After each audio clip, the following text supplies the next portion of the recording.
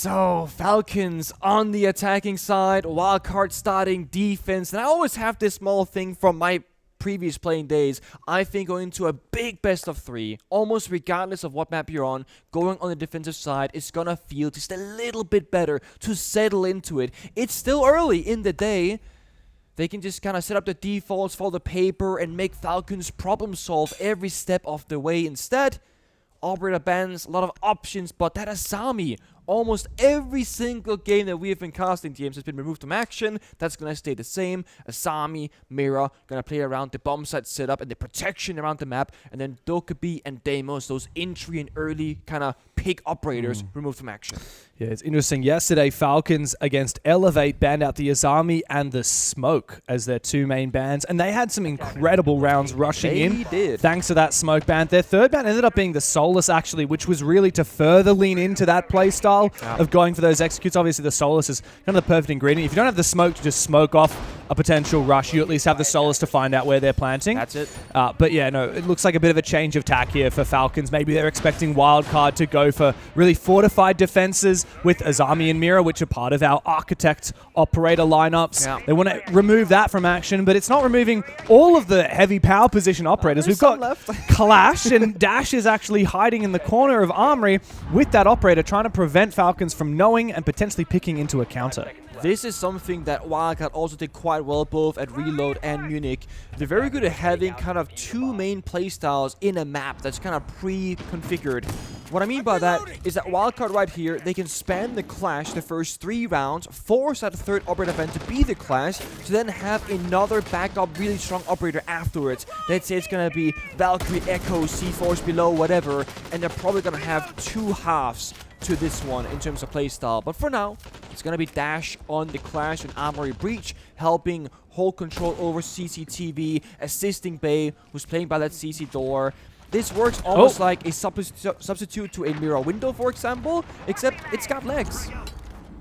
I like this, though. The Clash can get very aggressive and put the shield down, actually go for a swing. What? I don't know where he just took damage from. Could have been all the way to the door from Breakroom when he was shooting towards Bay, actually. How on earth was this? How was he exposed? I don't know.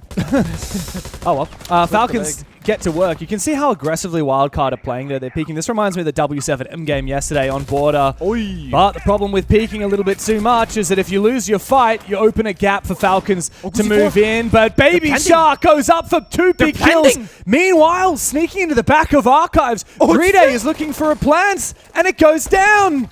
Completely caught off guard. It was Spiker's job to know about that plan on the Solus and deny it from below. But with only 1 kill on the board, Falcons managed to convert that plan, and now they look to try and hold it in the posts. The Clash here could be a problem, just like Asami can block off an angle, the door or window, and go for a long arm defuse. But first, nice go shot. for a kill. Surely this retake is going to be a challenge, though. Bride out here on the window. He could deactivate, but it's not going to work. Baby Shark finds his 3rd kill, and the Frenchman stands up to his domestic rivals with a big kill and a big opening for Wildcard. Both teams playing that to perfection. I mean, this is a new look from Falcons. Them doing these kind of half takes where they're pressuring CCTV and they're over-committing to the play. It was just to sell that they are going for that attack, when in reality, they're planting Archive's door with a Thatcher denying a C4 toss and a Monty blocking any bullets to a smoke bang. It's genius from Falcons, but then Wildcard, they take their time. They were not rushing towards Archives and stressing the situation. They knew, guys, we have a 4v3. Use the Clash for information, single out the various attackers. We will win this round very comfortably, and it indeed was a comfortable victory because Baby Shark got every kill off the information from Dash's Clash. Look, first round into this game, Nick, and I'm already seeing great stuff from both 100%. sides. The fact that Falcons, they saw that gap on CC, immediately go in. Meanwhile, look at how quickly Shaiko jumps in here. I respect the balls. Even though it didn't work out, I respect that he had that aggressive play and just the quick gap-finding adrenaline of going for it. But then Baby Shark held on very nicely. Yeah. Meanwhile, Falcons, it's just so many layers of good things happening for both teams. It is. I know some people are going to go back and say, oh, but Shaiko jumping in, and then, you died to a C4 and break door. The whole point of Shaiko jumping in is that that you're selling the attack happening somewhere else. Yeah. When in reality, in Falcons' mind, if they plan 3v5, that's a round victory in their strategical mind. Of course, you can then lose it or clutch it, whatever. But on paper, they got exactly what they wanted. You said it, the Clash certainly helped a lot that round. Clash not picked this time around, though. Oryx. Yeah. Border. Oryx, Solus, Valkyrie. There's a lot of mobility here in this lineup. A lot of information gathering. Looks like Wildcard want to play loosey-goosey. Again, they're showing their various playstyles, the fast, the slow, the information gathering. And this is going to test Leaguefact more than anybody else because he is the brains of Falcons calling the shots of where they're going to go, where they're going to push, when they're going to go plant. Nice drone. Phenomenal drone, but if you can't find the kill with it, then it's just information to kind of slow down the round. It's on site, though, so it's actually going enabling for it. Leaguefact to go for an early entry, but Baby Shark wins the fight despite there being info on his position. Thankfully, Shaiko can trade. He's deep here in supply, but he's not actually on the verge of entering into the bomb site. I think Falcons got a little bit baited by this info from users. I don't know why users is watching it. Leaguefact's dead. He can just be watching that drone. Just gonna say the issue is now IQ is dead. Those Valcams, you're not gonna find most of them. I also think this is a case where you could red ping the Valkyrie to apply a bit of mental pressure as well, because they thought they had the upper hand, but Valkyrie didn't know he was under pressure. Baby Shark was like completely ignorant to it, right? Dude, how is it you have a drone on site, like full viz on the one site player, and you're still losing bodies like this?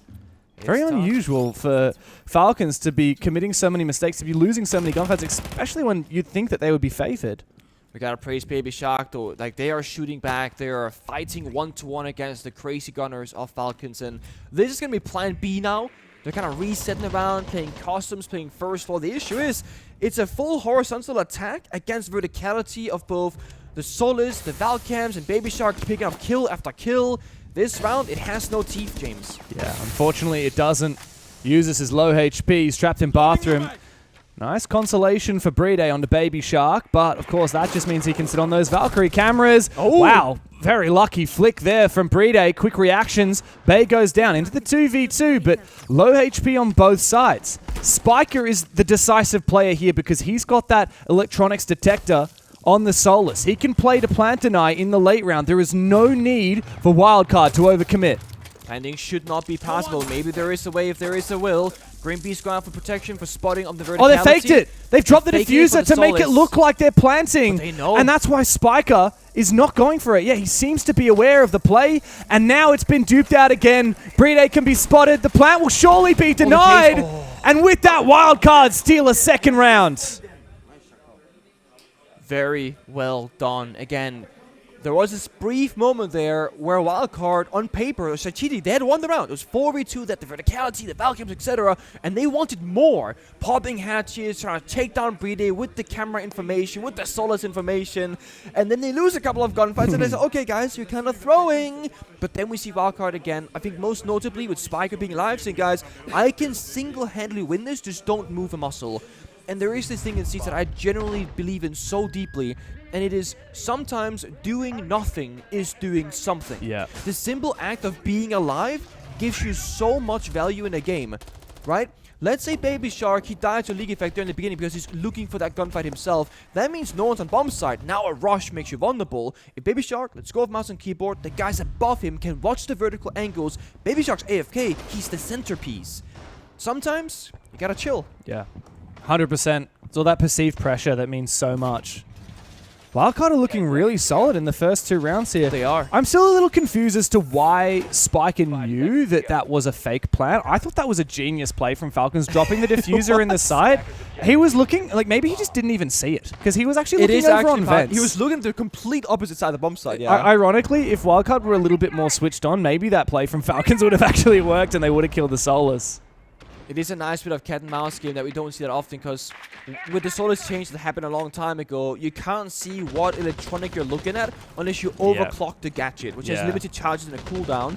And Spiker didn't overcharge, so he wasn't sure if that was a drone or a planter or whichever. But also, mind you, when you're playing on LAN in a very controlled environment, you know, there's no crowds, not a bunch of noise, your game sound is really good. Yeah. He might just have heard that no plant was happening and knew they were faking it as well, but we don't know for sure. Well, third round in for Falcons, and they're starting to get a little bit desperate. The pressure mounting. They didn't look too hot yesterday on this map, and today is, unfortunately for them, more of the same. This story of Shaiko just popping off yesterday, right? And had that not happened, I don't think they win that map against Elevate. Yeah, which is grim. I mean, if you're even losing games to Elevate, that's not a place you want to be. Elevate on the verge of elimination if Wildcard even win one map here. And at the moment, they're starting to build a little bit of a case for why they might be able to win Border. Defected again very early on the IQ. Thankfully this time, no Valkyrie comes to speak of. Uses Fine Spiker on the solo. It's a very valuable target. And Kenton has burnt all 3 Toxic Babes, just stalling Greedy out at the East Stairs door. So right now, Falcons, they are ahead of the curve because later in this round, nothing should slow them down. So once they get in, it's going to be guns blazing. It's going to be fast gameplay. That's right. Value from that Solus. Maybe we'll end up seeing it banned after this round. But for now, it's eliminated from the round. So what do Falcons do? Trying to poke and prod on CCTV. Here comes a big entry from Solotov, supported by the Blackbeard on the other side, who will go down. Dash gets the last laugh on this clear and actually manages to fall back to server as well. A second kill now for Wildcard. Falcons are left reeling with 50 seconds to play and not a lot of options.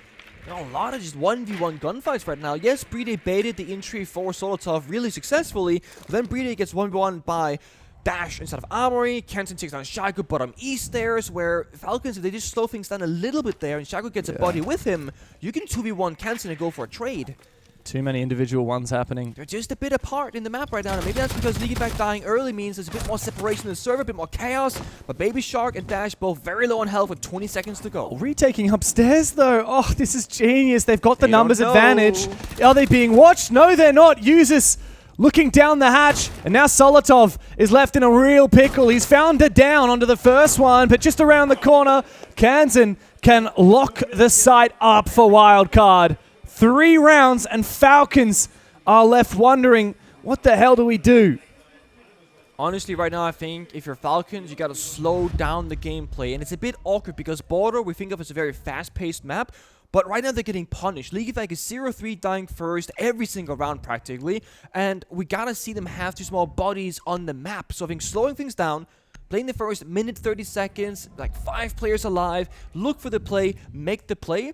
It's that, or you speed it up for the players who are not already playing fast and get them with lead fact in the front. Falcons, after Arbiter bans, will call a tech timeout. I wish we could hear what they have to say. Oh, maybe if we listen really closely.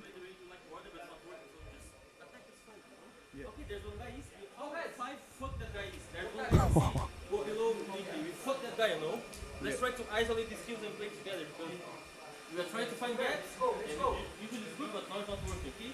So let's take the control back. Let's do it lower, okay?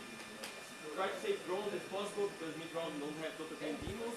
We isolate kills, they're gonna aggress back, and then we're doing this, okay? I think that's the best way to get the control back of the game, okay? Let's go. Let's get this 3 round. I like that.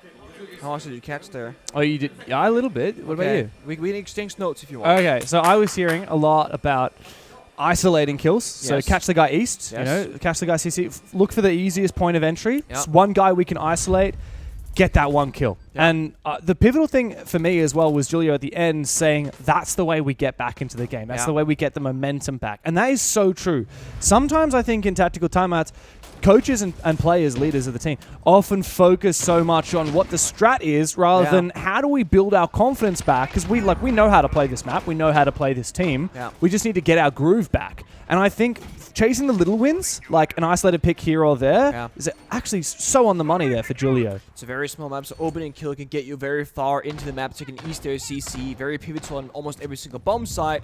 Speaking of bomb sites, we're in customs. Dude, this is the second time we've seen a team, the losing team, take a tack timeout, and the winning team throw a curveball by going to one of the least played sites in the game. I mean, this is exactly what happened yesterday with Falcons and Elevate, right? And Elevate ended up winning that round, attacking this bomb site. Maybe Wildcard saw that and thought, hang on a second.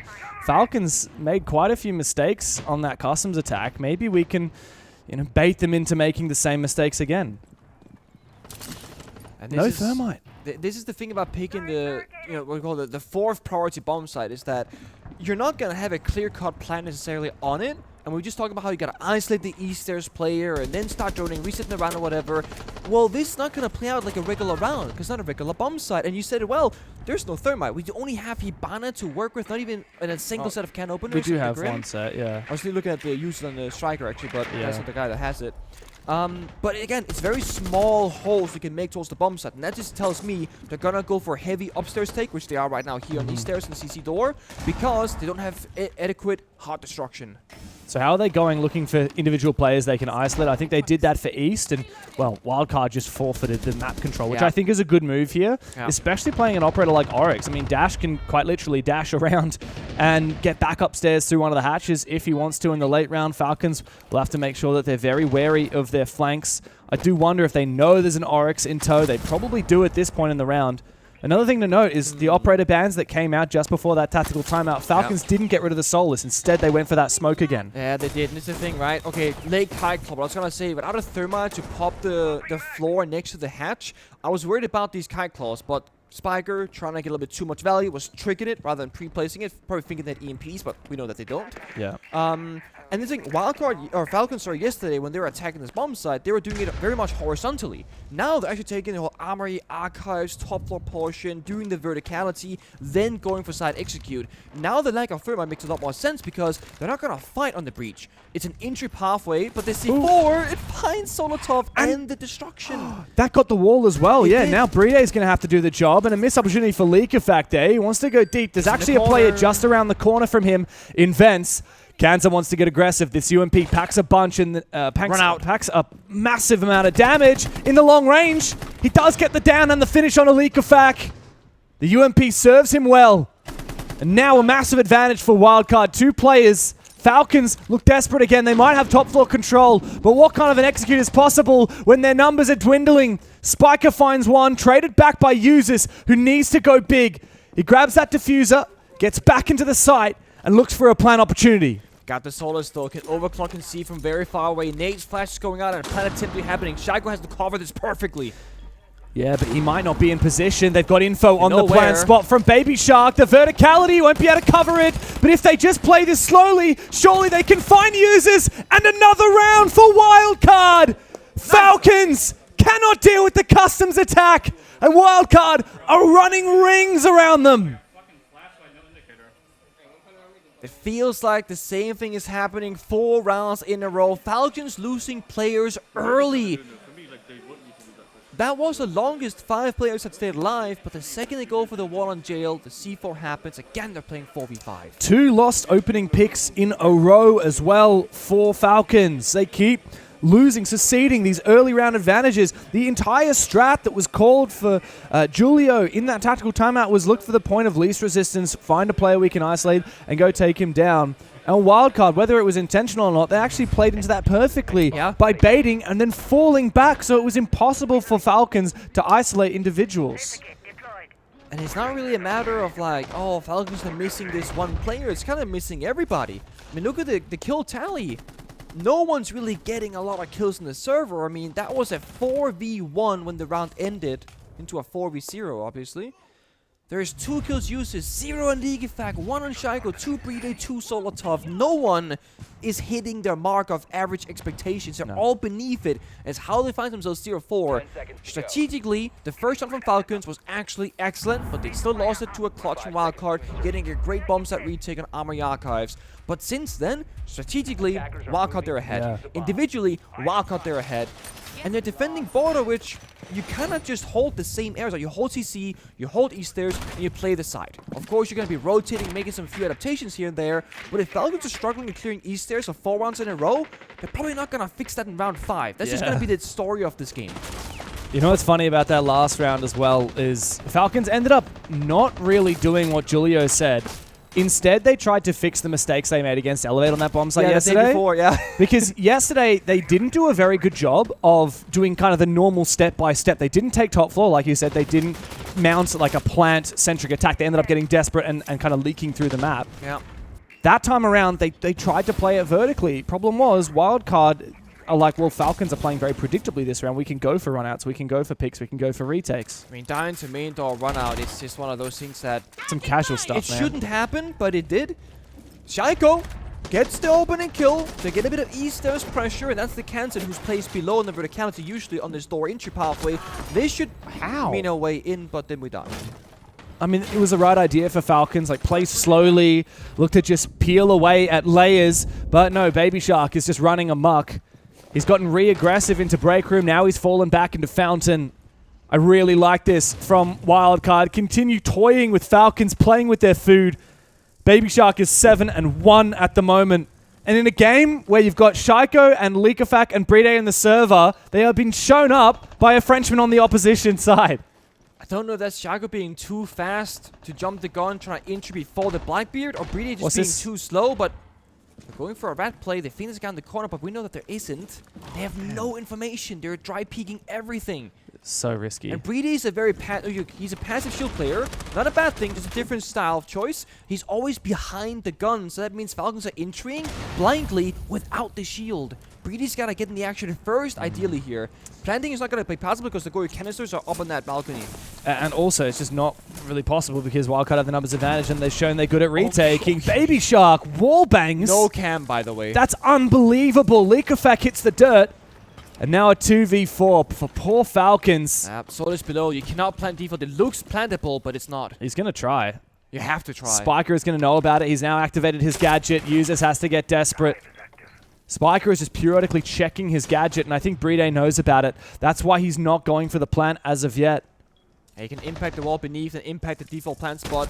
Ideally, Falcons find some kills, but nope, it's over. I have a feeling that not only is the round over, but I think the map might be as well. Baby Shark. I'm having sex with them. I am having sex with them. I want that photo. It's me. Consensually, of course. Oh my god, bro. Oh my god. I've never heard such a statement after doing the things that he did to them in the server. But I see the vision.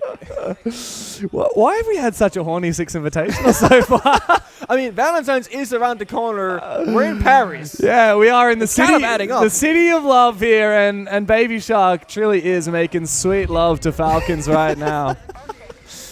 My, what a showing from Wildcard. A mid-tier team from North America with a few imports from Brazil and from Paris are showing up, the promised ones. Falcons, everyone was saying this is their moment to win the Six Invitational in France. And yet there's a Frenchman on the other side that is doing away with them. With the Italian hand as well. Oh, man. I mean, the thing about the wall bang that he got from top middle stairs to the soft wall, from top middle into the soft wall in Fountain, no cams were there. It was literally a just blind wall bang, one tap headshot. Scorpion diff, by the way. Just a little spray and pray there.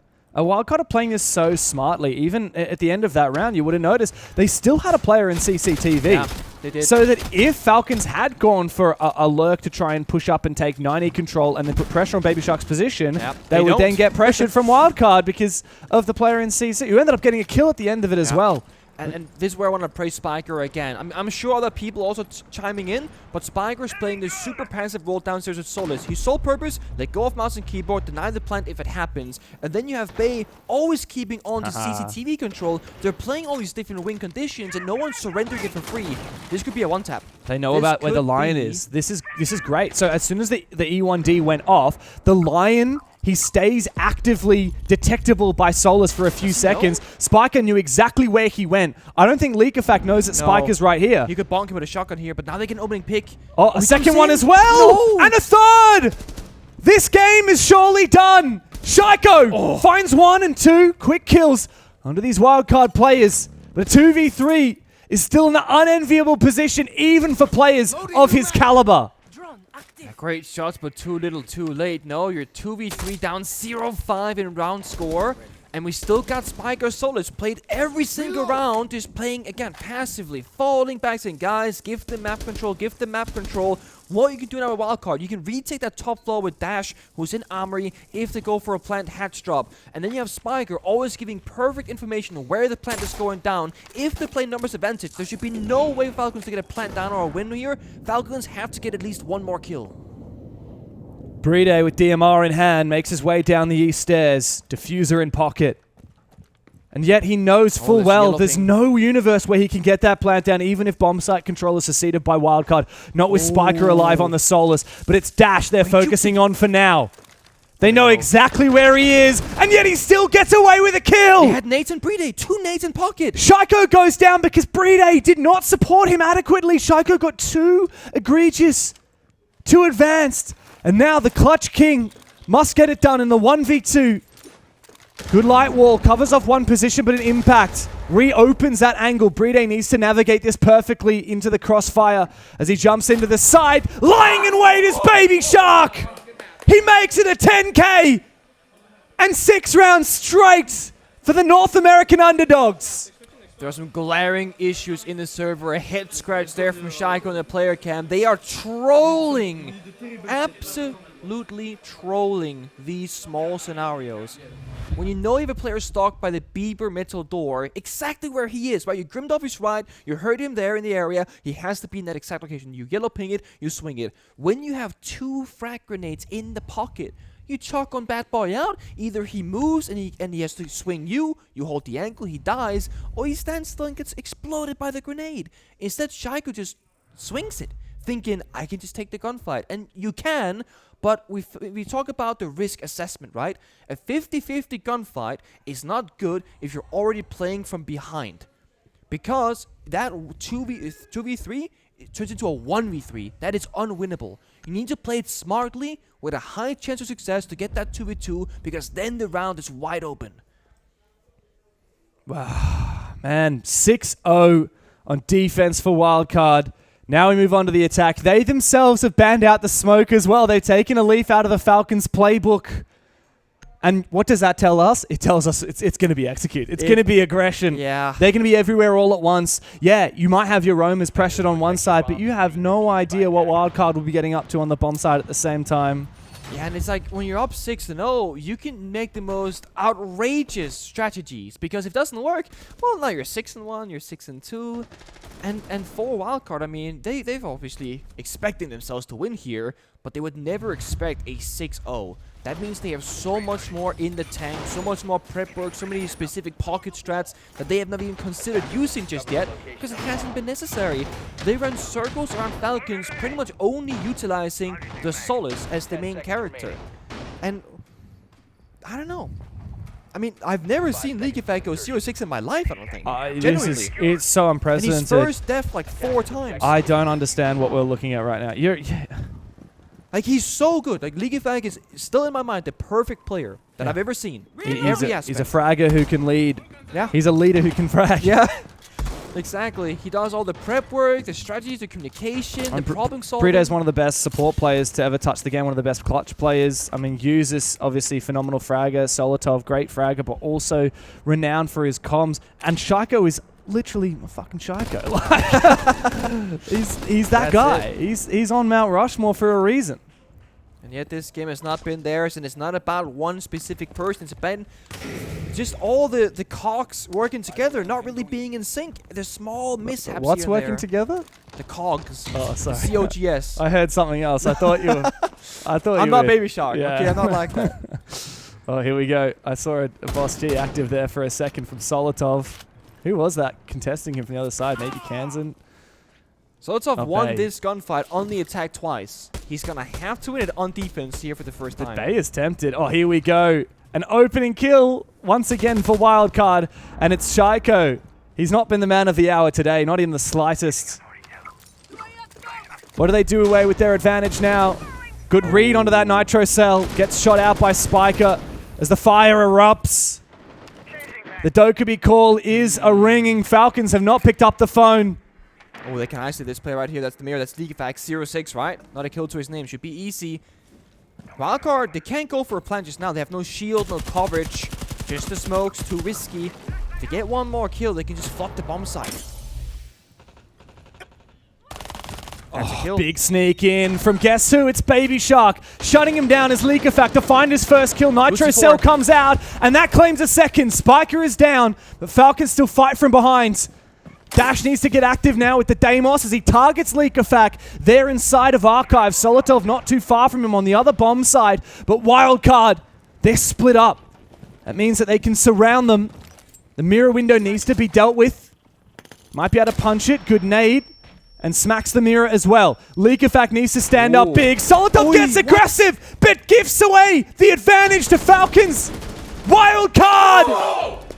They have done it 7-0. A clean sweep. A royal flush from the court jester.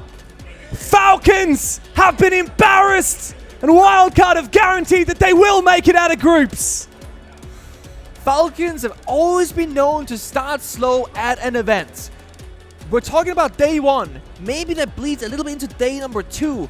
We're on the 3rd day here, James, and they have still not woken up. They're still playing at 50, maybe 60% capacity, and they are paying the price heavily right now. They are one of the fan favorites to go all the way to the Grand Finals and fight for that trophy. Go to one more Grand Finals, and right now, they do not look like they are good enough to go there.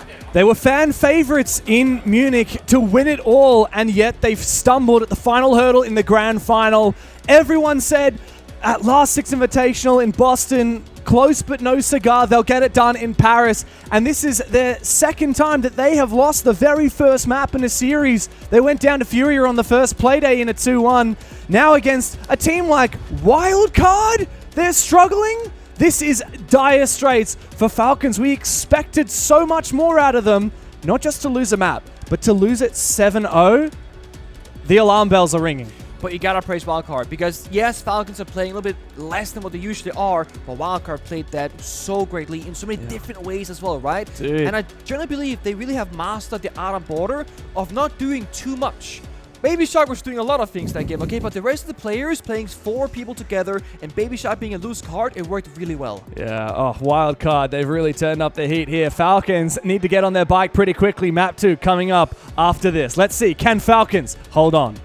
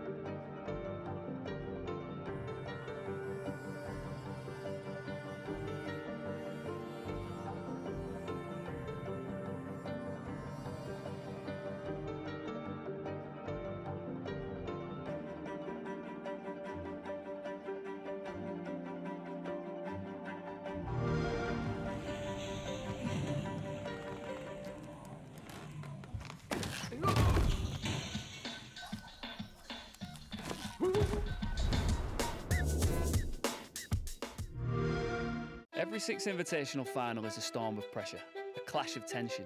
They leave a mark that doesn't fade. Boston, are you ready?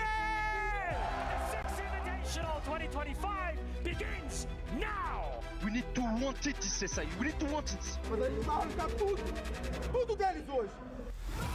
Everybody always talks about being mentally prepared for a game. And no one really knows what that looks like. Especially that pressure of SI. As a player, that eats you up. Everything is possible.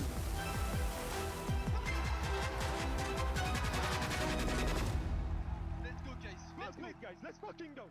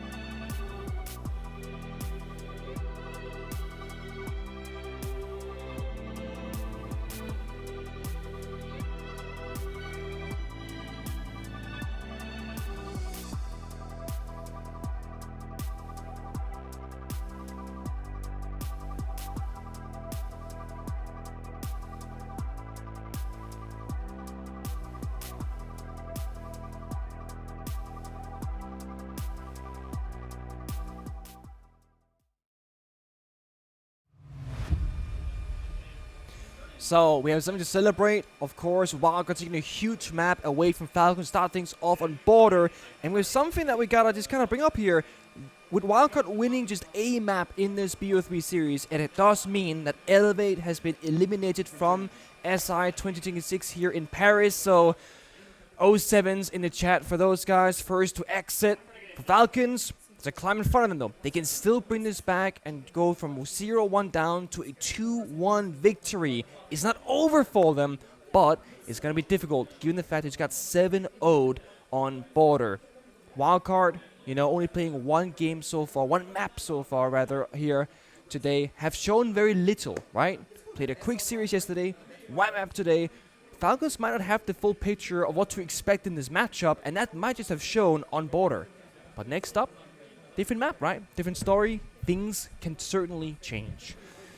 Yeah, that's the question. Clubhouse, very different type of map to border. I'm just looking back at the results. We haven't seen either of these teams play Clubhouse as of yet this tournament. Looking a little bit back further, Falcons didn't even play it during the regional finals. When was the last time they played Clubhouse? Didn't play it at Munich either. Wow, it's been a while. It's been a hot minute here for these teams, but of course, if Falcons are going to get it done anywhere, they're going to get a few rounds under their belt and hopefully a map.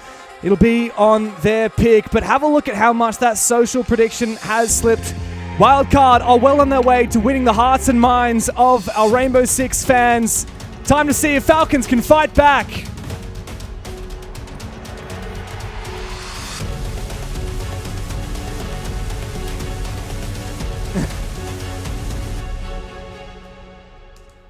So what's going to happen next? I think operators were very important on border for Wildcard. I know they're starting attack right now, but they were abusing the solos to perfection, and it felt like Falcons kind of missed the mark on what to ban against them for, you know, success purposes. Falcons going defense now. They can kind of, again, play their basics, do their setups. The thing about Clubhouse that on paper, if you're good at attacking it, it will be very attacker favored because you can pick apart every single side very strategically. However, Wildcard, we didn't see much of their attacks in border because they only played a single round, but we know that they're very, very formidable on the defensive side. So the question is, can Wildcard be as good on the attacks as they can on defense? So I've had a chance to look back at the history books for both of these teams. Now, last time Falcons played this was all the way back in Stage 2 of last year. Okay. In the EML, they lost it to Secret twice, actually, in that bracket. Well, Secret played Clubhouse last night against SSG, and let me tell you, they beat a lot of good teams in that map. So yeah, look, Secret are clearly a good Clubhouse team. I think that, you know, since that 4 months ago, Falcons have worked on their Clubhouse, clearly brought it back into their rotation. But, you know, it's not too dissimilar a story, really, for Wildcard. They actually haven't played this since the Munich Major. Actually, I guess Wildcard haven't really played much at all since the Munich Major. I guess not. It didn't play NAL finals, and it's kind of been off-season. They already qualified for SI. But, yes, they did beat NIP back there, which I think is a pretty good result, 7-2. They lost to FaZe, 3-7. So clearly Wildcard, you know, they're a Clubhouse team. It's not necessarily their favorite map, not their least favorite map. Similar story for Falcons. As they start on the defense, they get to dictate the pace a little bit, and we're seeing a bit of Thorn. There we are. I really like the operator bans, by the way. Falcons go for Grim first into Maverick. The reason why that's very important is if you ban the Maverick first, your opponent, Wildcard here, can just ban the Kaid or Two-Brow, expecting that to happen. Instead, Falcons opted to ban Maverick last, and Wildcard then predicted that and banned Kaid at the exact same moment. So, good read, good setup here. Pretty evenly matched already in terms of prep phase. And just a little bit of an extension here for Falcons, rather. Starting below and soaring up above. Holding office control, gym, master bedroom. It's a 4-man lurk. Yeah, I like it. Very extended, very loose. And a few traps to support it.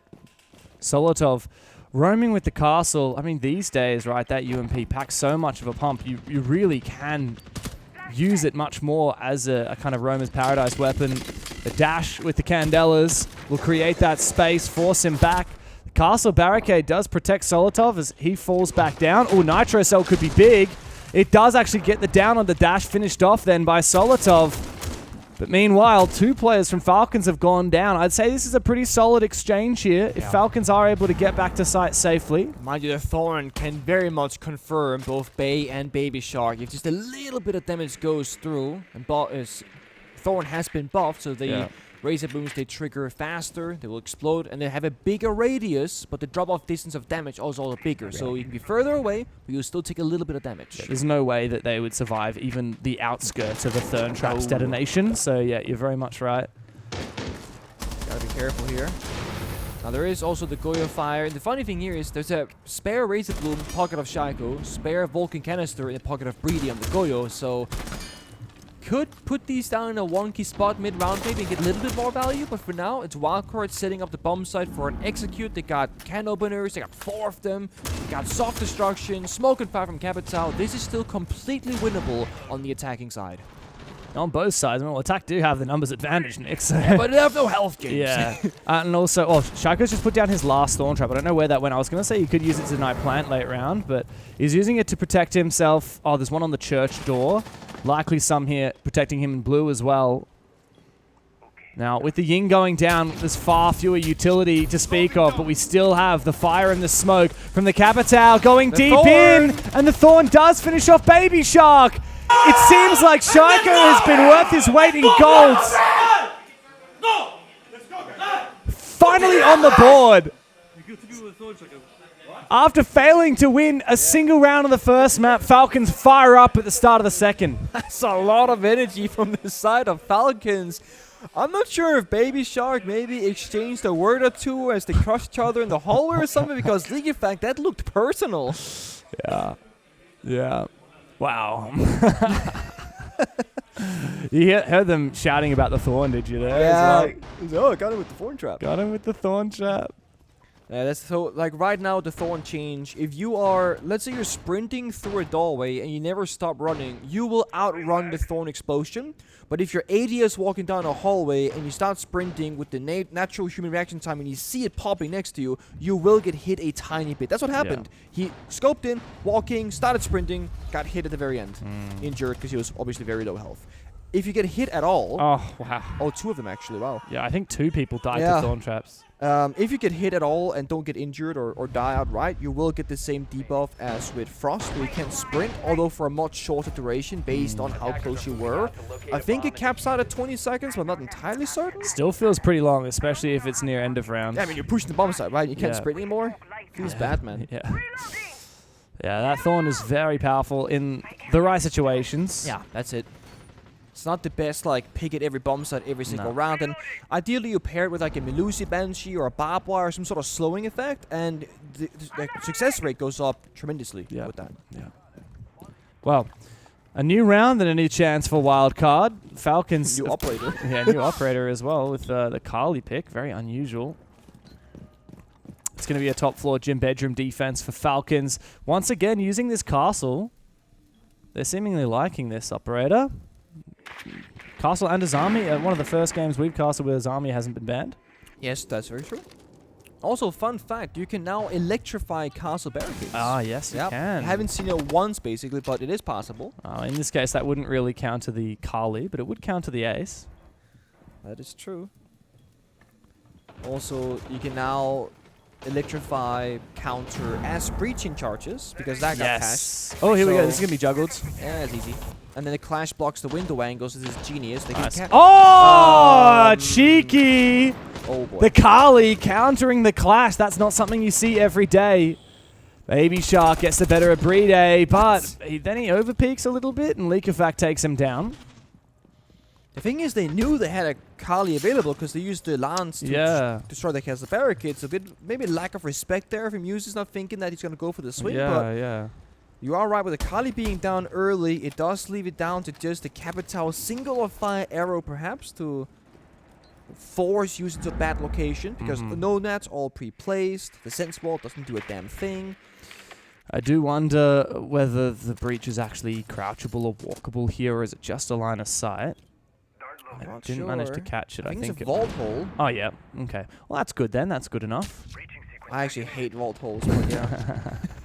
Look, it's not perfect, but it's pretty good. The fire has come out, denied the bathroom position. This is surely where Wildcard decide to make a move, but just in the windows, though. They're one man in deficit, so it's awkward to try and do that. He wants to try and smoke off the angle. Meanwhile, Bay has snuck inside, but it's hard for him to find a safe place to stand. Kansan, though, finds the opening. Still, the clash is alive. As I say that, users get spotted. One by one, they fall. And Shaiko's the last man standing. A 1v2 situation, no util to speak of, just Shaiko and his mechanics. Spiker tries to plant, gets off of it, and sits him back down again. You're so good, bro. I'm gonna have sex with you tonight, bro. No. What is this guy on about? Oh my. My. Spiker's big smiles across the point. Okay, dude, if you say so. I never knew that Wildcard were that Baby Shark was the hype guy for this team, but he really has been this game. I'm loving it. I'm not gonna lie, Spiker did pull that round out of nothing. It's like you're stuck in the windows outside, clash in the hallway. He just fires off bathroom, smokes off the rotate, jumps in delayed, and then takes down 3 people in that round. And I really like how they played the 2v1 because the guy covering Spiker was very low on health. Like 1 bullet takes him out, right? A lot of the time we'll see a team where they'll plant with the guy full HP, the guy covering dies, and then the guy planting is in a really bad spot. Yeah. Instead, they start planting to then both swing and force the 2v1 gunfight, baiting the guy covering. It's genius. Yeah. It's the one way you probably take down Shaiko, it's a 2v1, right? Yeah. No, very smart. I love that play from Wildcard. I tell you what, these guys are looking like a really good team. Every event comes by and we're like, oh, you know, Wildcard, they've kind of like conned their way into a few results. Like, you know, Rio, for example, a lot of people call that event all kinds of words. A lot of people put an asterisk next to it. It's probably a nicer way to say it. A lot of people put an asterisk next to that event and say, well, the bullet format that we used for group stage was not the most competitive. It was very fun, but not the most like competitive integrity for a format. And then obviously it meant that the top 8 teams weren't necessarily the top 8 teams you expected. Wildcard still made it to quarterfinals at that. Semifinals at that event. Top 4. And yet they've really proven since then that they are not a Mickey Mouse team.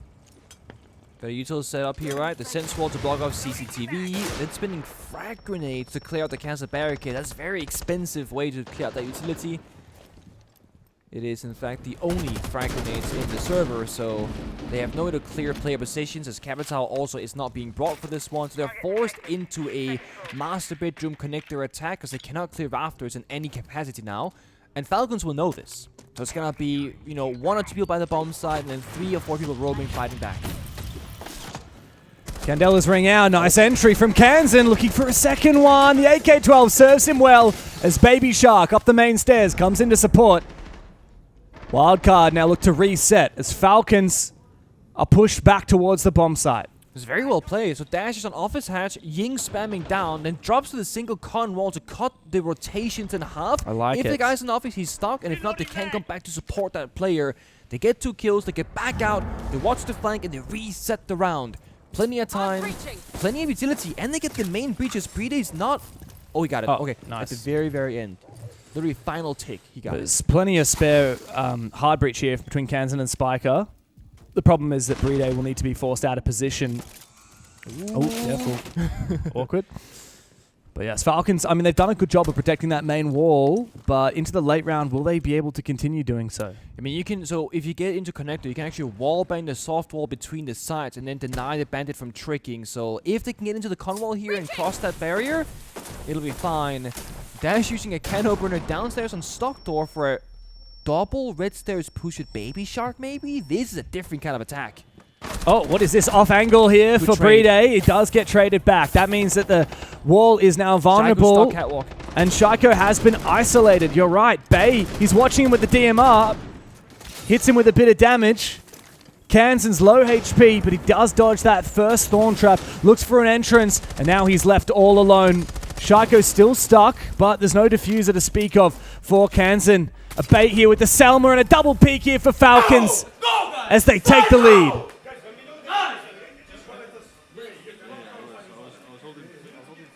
Very well held there from Falcons, understanding the priority of what angles to cover. But I will say, also very impressive attempt of an execute, sending 2 players down bottom red, going for a 1-for-1 trade. Somehow it's Shaiko, Stock, and Catwalk getting 3 kills and saving the round for Falcons in the end. But it's a really good effort from both teams. Wildcard could have opted maybe for a default plan attempt on that single one connector, and maybe it all works out, but at the same time, you don't want to lose to a single C4 from the Bandit, right? So that's why they go for that other play instead, spreading out, using the man advantage to their favor. Attackers need to locate and It's a good try, doesn't work out, and now with these operators from Falcons, that's going to be a deep roam.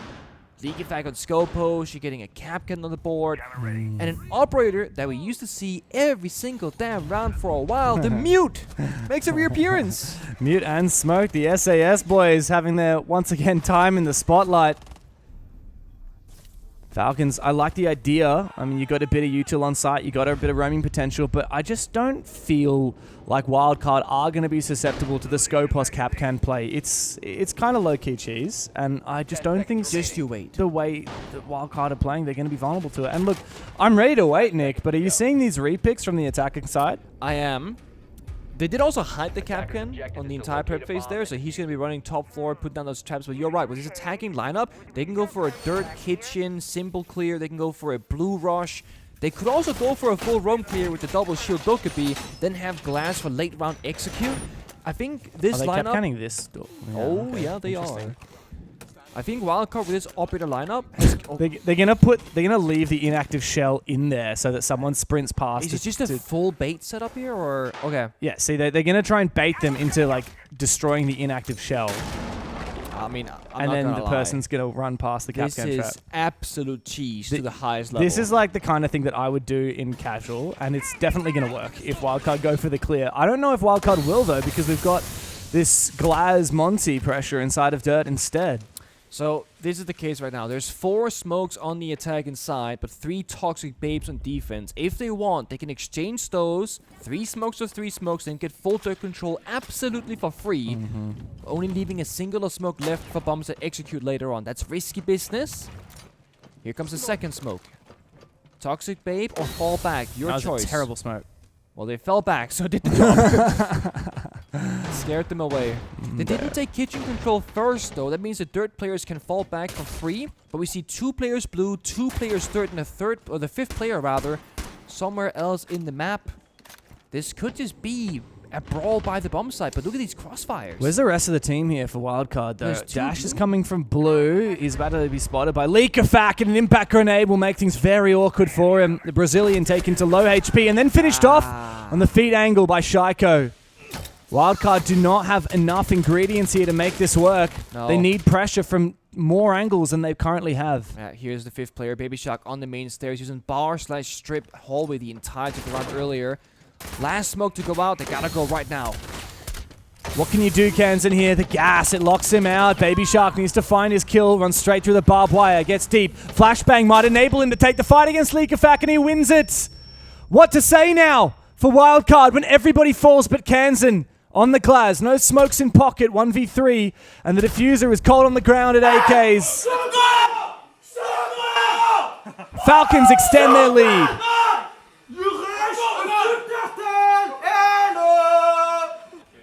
Oh my god, I need Leo and Milos to, right? to translate the French for me. Baby Shark definitely dropped a bar in the hallway. I'm telling you, he did for 100%. So our producer's French, and he just told me I don't even understand what he's saying. Oh, man. I will say this. I've never seen that attack before, practically in my life, from Wildcard. Yeah. And there's a reason why it's really good, why it's really bad. It's really bad because no one else does it, because very low chance of success. Yeah. It's really good because no one else does it. Falcons might not know what they were trying to do, but it's a very slow attack, right? I think the fact that Falcons had a smoke on the board completely changed that story. If there was no smoke there, if it was only Goyo, that's probably winnable. But no, the smoke just completely choked it out. The glass also, like, Dash just absolutely chalked it. Dash, amateur mistake on shields. You don't ever want to play on a staircase, and this goes back to a very infamous clip from Kino in the NAL. Roasted the hell out of him. On server blue stairs, when you're on a staircase with a shield, your tippy toes are sticking out because you're elevated slightly and your feet have an animation. Yeah. So Dash just kind of died. Yeah. No, that was... He made that mistake once. Yeah. Hopefully for Dash doesn't make it again because he's going to be playing the Blitz this round, at least Yeah, he's locked it in now. We're in action phase. It's been a bit of a drought, a few rounds in a row. Momentum building for Falcons. We've certainly heard the energy at the end of rounds. Leakafak is going off. Let's get that energy back from Wildcard. I want to hear what Baby Shark's going to say next. It's been a bit more passive. For good reason, right? Not finding that round success just yet. But this, again, mind you, this is also Wildcard going for very unorthodox attacks. Almost every single attempt that they have. They could go back to defaults, maybe secure a second or a third round, but keep up being a little bit spicy and see if they can make it work. It's funny because unorthodox attacks is actually what they became known for both at Reload and Munich. They don't play the most conventional style of attacking rounds with mixed results, but again, I really respect when teams try and innovate and do things differently. So even if it's not working on paper, being down 1-3, I really like the fact that they're trying for it. But again, you're looking at this and going, what are they trying to do? Normally, it's very like telegraphed what the attacks are. I don't know what we're doing right now. Yeah, it's strange because Wildcard, their attacks, well, we didn't get to see many on border, but they're gonna fire off single. Oh no! Baby Shark fires himself off. Team flash. Yeah, team flash on the bay. He does get back control. Somehow he managed to get a bit of damage up, but a good flank from Leakafak back up the main stairs. It's desperate now for Wildcard, and Dash has taken a hell of a lot of damage. It's gonna be a flawless round. Time to fire up for Falcons.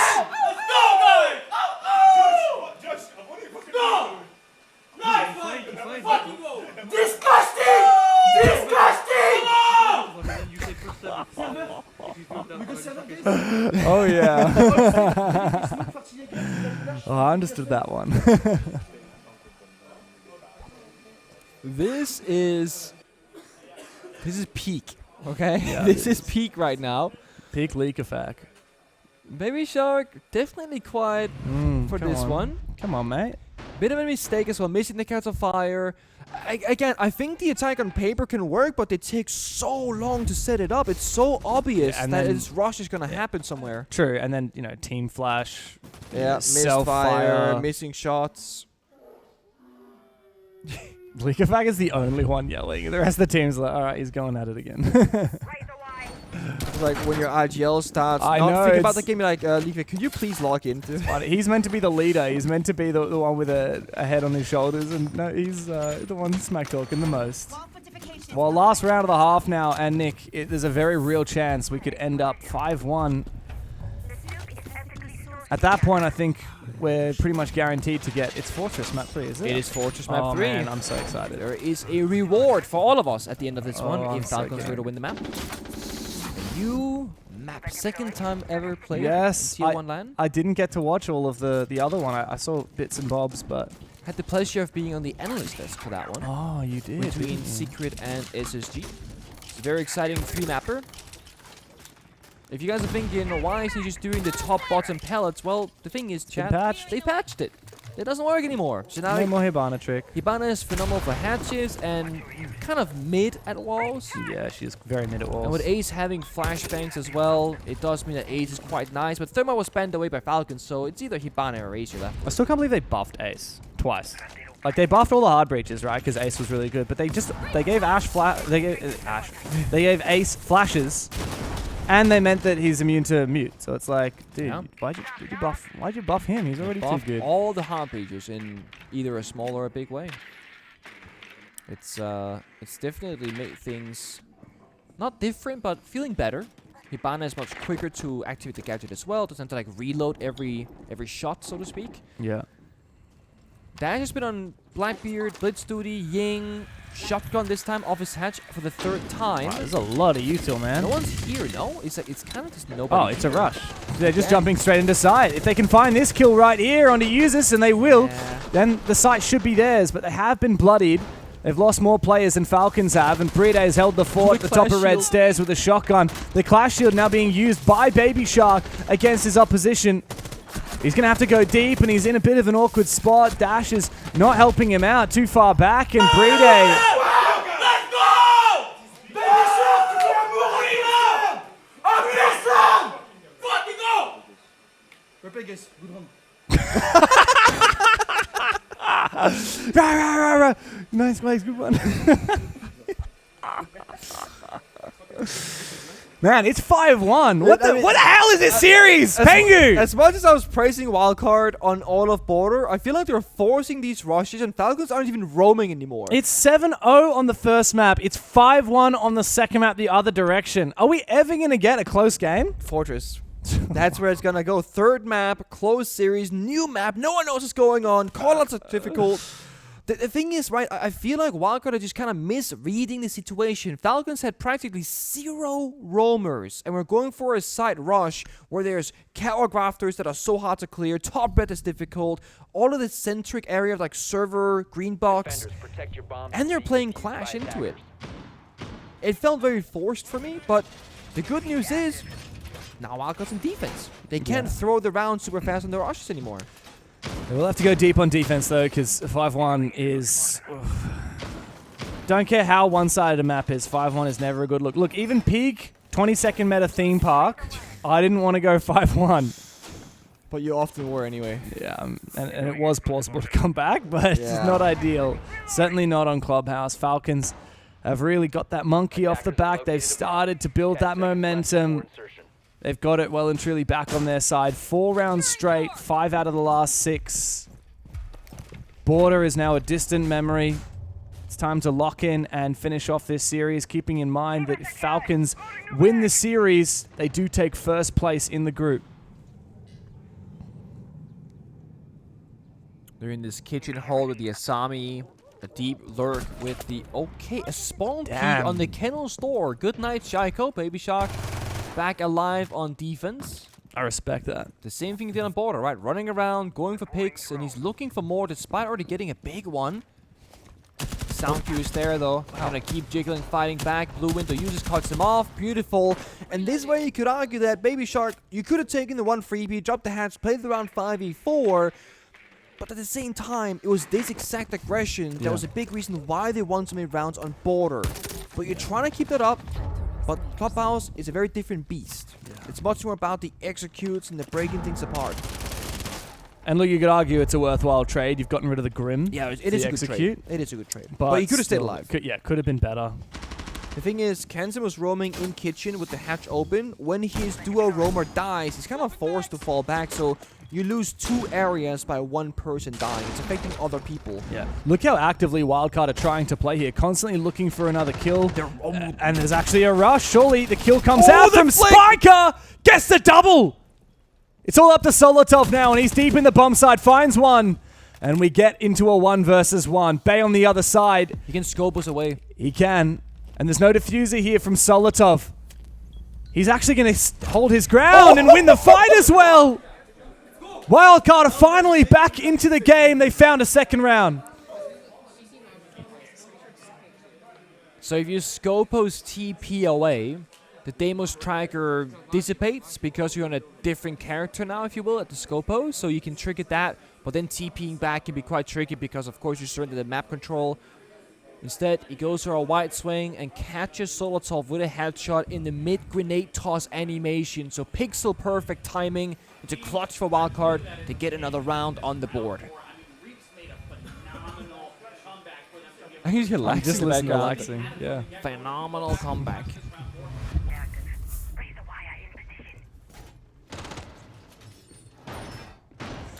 Let's see here. CCTV up next. But that's how the thing started last round. This rush was actually really well paced by Falcons, where they drop kitchen, they go down blue, and somehow Bay hits an injure and a flick to really save the round for this team. Yeah.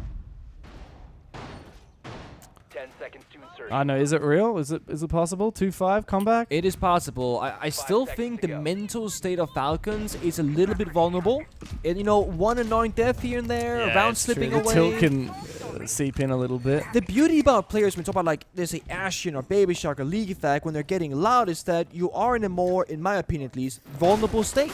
Because you're not having as much control over your emotions necessarily. And while it's really fun to watch as a viewer, if you're a teammate of League Effect in theory here, and he is very emotionally like, oh, you're gonna take down Baby Shark, and I'm gonna yell at him and stuff like that, you are gonna be focusing on other things than just the game if you're going out of your way to specifically target another person by yelling at them. At least in my mind. Yeah. Look, Falcons, phenomenal team. One of the best in the world, one of the best to ever do it. But if you had to like rank the best teams with the worst mental, they're probably near the top. I know that a lot of Falcons fans would hate to hear me say that, but I mean, that's been the final curse for a while, right? The mental boom. They set themselves. Like, the more that a game matters, the worse they're going to perform. It was funny because in Munich, we saw Falcons being very silly. They were yelling and making cat noises on stage and all these things, trying to loosen the mood. And they said in interviews that, yeah, they're having an issue with being too tense and the nerves getting to them. So now they're having a bit more fun, being more loose in the server. Then they play really well all of Munich, but they lose the grand final to a phenomenal MAD that was just powering up, right? And then this event, they're not as silly, but they also had a rough start. Shaco dead first again. Falcons have looked far less dominant than they did at the start of Munich. Solotov deep in. Oh, wow. Wow, Users is tossing this all the way from outside of Con down through the logistic hatch. He's not over-peeking, though. He's looking to just play the cutoff angle. On the other side of this is Bay, who's peeking from out of sight into connector. It's interesting because this is almost Wildcard playing exactly like Falcons and vice versa on this exact bomb side. There's the pick that Users looking for. I like this from Solotov on the Nomad. Pushing in deep. It's Users. And surely Wildcard are not long for this world. Spiker will go down. It's all up to Baby Shark. But he's made it a 1v2 with a big C4. Where's Bride? Where's Leakafak? Yeah, Bride's still upstairs on the roof. Comes around. He's going to spot Leakafak in just a moment. Surely Baby Shark gets a bit of bullets his direction. Bride can go for a plant. Leakafak to cover. No nitro cell remains. Baby Shark hears the plant going down, but he doesn't know where it is. And as the extinguisher gets popped, he has to get aggressive. He manages to cross amongst the smoke, but he still doesn't know where these two players are. Both on rappel, sees the first one, but Leakafak can hide. Bride's playing this perfectly as well, still on rappel. The only universe where Baby Shark wins this is when he hits two impossible shots. He baits the first one, tries to bait the shots, finds the first kill, but a refrag from B-Day. Map point Falcons. Oh my god. And Leakafak continues the targeted insults to Baby Shark. I don't really want to say what he said, but let's instead listen to Lagonis coaching the boys on Wildcard.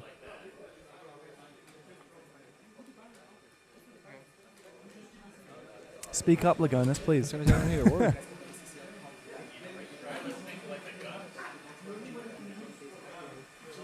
Very quietly spoken, unfortunately. I can hear Laxi more than Lagonis. I can't even lip read him because the chair's in the way.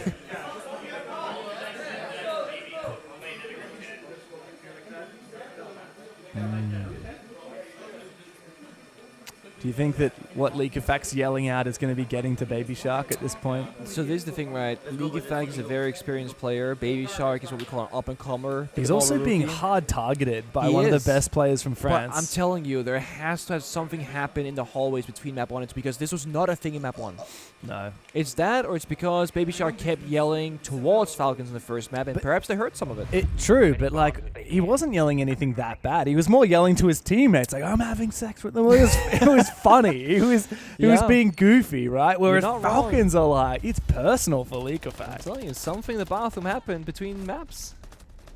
This is actually a very awkward thing about playing against each other. There's usually just one bathroom and you share it amongst all of us. Yeah. So between a map, if I go to the bathroom, I'm going to probably see some of Wildcard and Falcons in there. But when you're a player, you walk in there like, okay, there's the guys I just beat or lost to. Yeah, actually yesterday, after we finished casting the Falcons game against Elevate, I went into the bathroom and Leakafak and Stuflex were having a full conversation about what happened in the game. It was then over.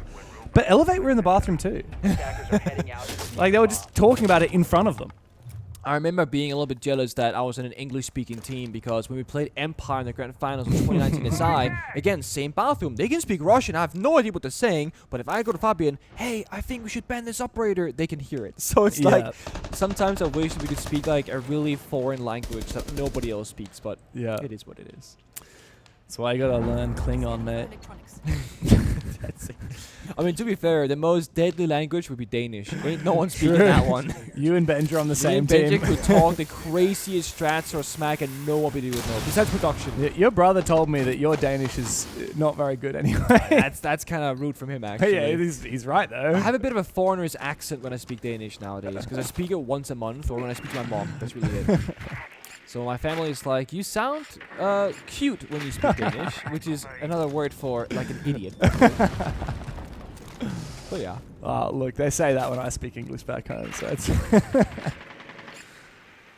We're going on a journey to get the castle barricade here from the roof to the And stock we got door, it. And yeah, he did indeed get it. Nice breaching. It's all about the holes for Falcons. Breach open that jacuzzi wall. Breach open those castle barricades. Hang on, is this bar? This is... It's bar. Bar.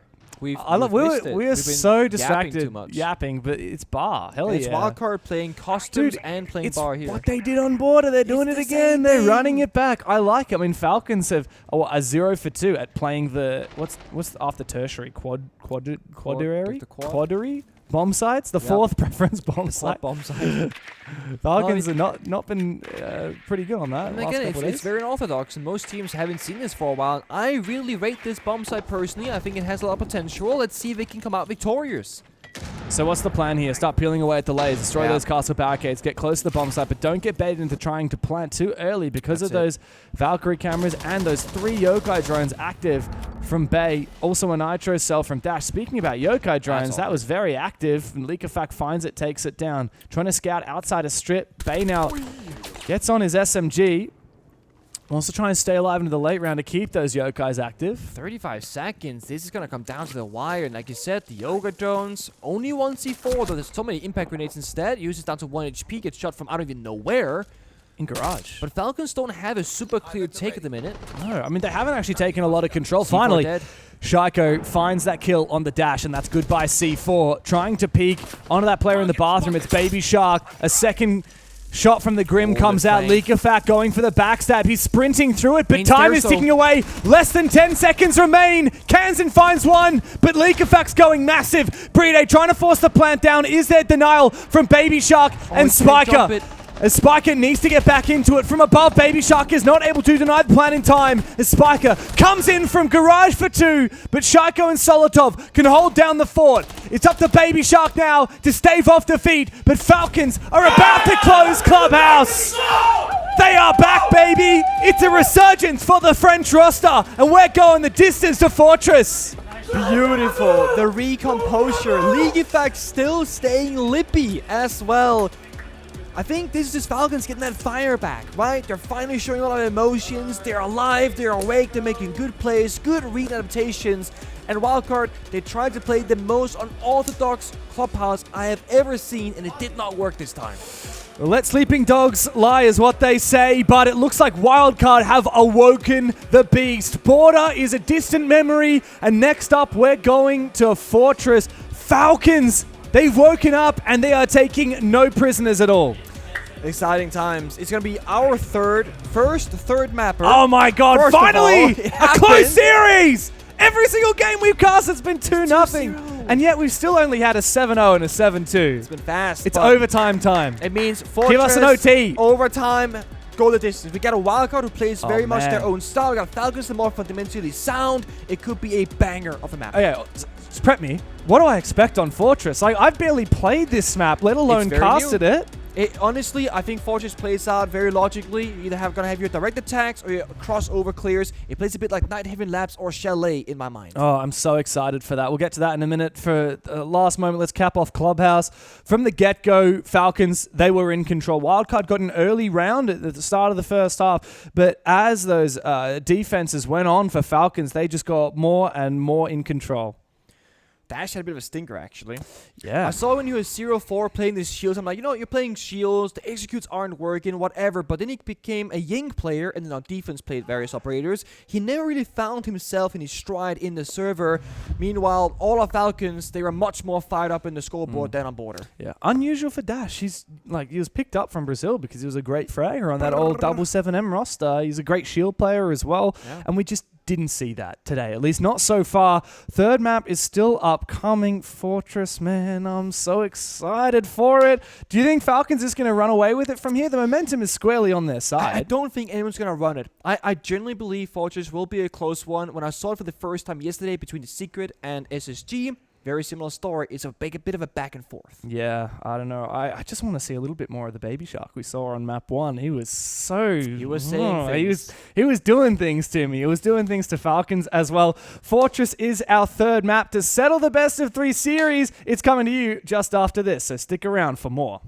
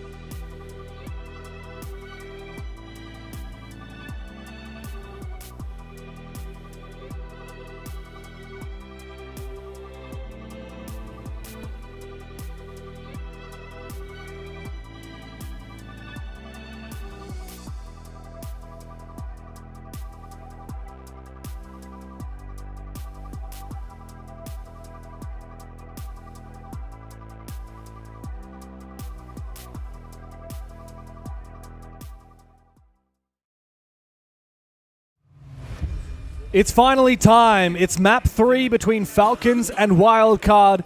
It's been a strange series. First map, utter dominance from Wildcard, 7-0. Falcons looking down in the dumps. Yes. But they came back with a vengeance. They did. Phenomenal Clubhouse, and just honestly, I think the energy shift was a big thing for me. We saw League of Legends screaming, the players being more locked in, and also the individuals logging in together with the timings and the coordination that we did not see on Border. And it sets us up perfectly. What is going to happen on the third map? And what third map is it? Territory of Fortress. Ah, dude, I'm so excited. My first chance to see a pro game of Fortress. Most people's to first cast chance. it. Yes. Well, of course, we had SSG Secret yesterday. But tell the viewers what you told me about 10 seconds ago.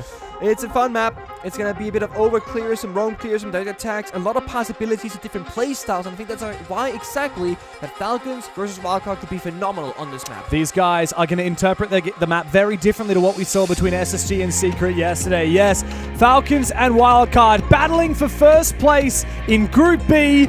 Who will take the cake? You're about to find out. Let's dig into Fortress.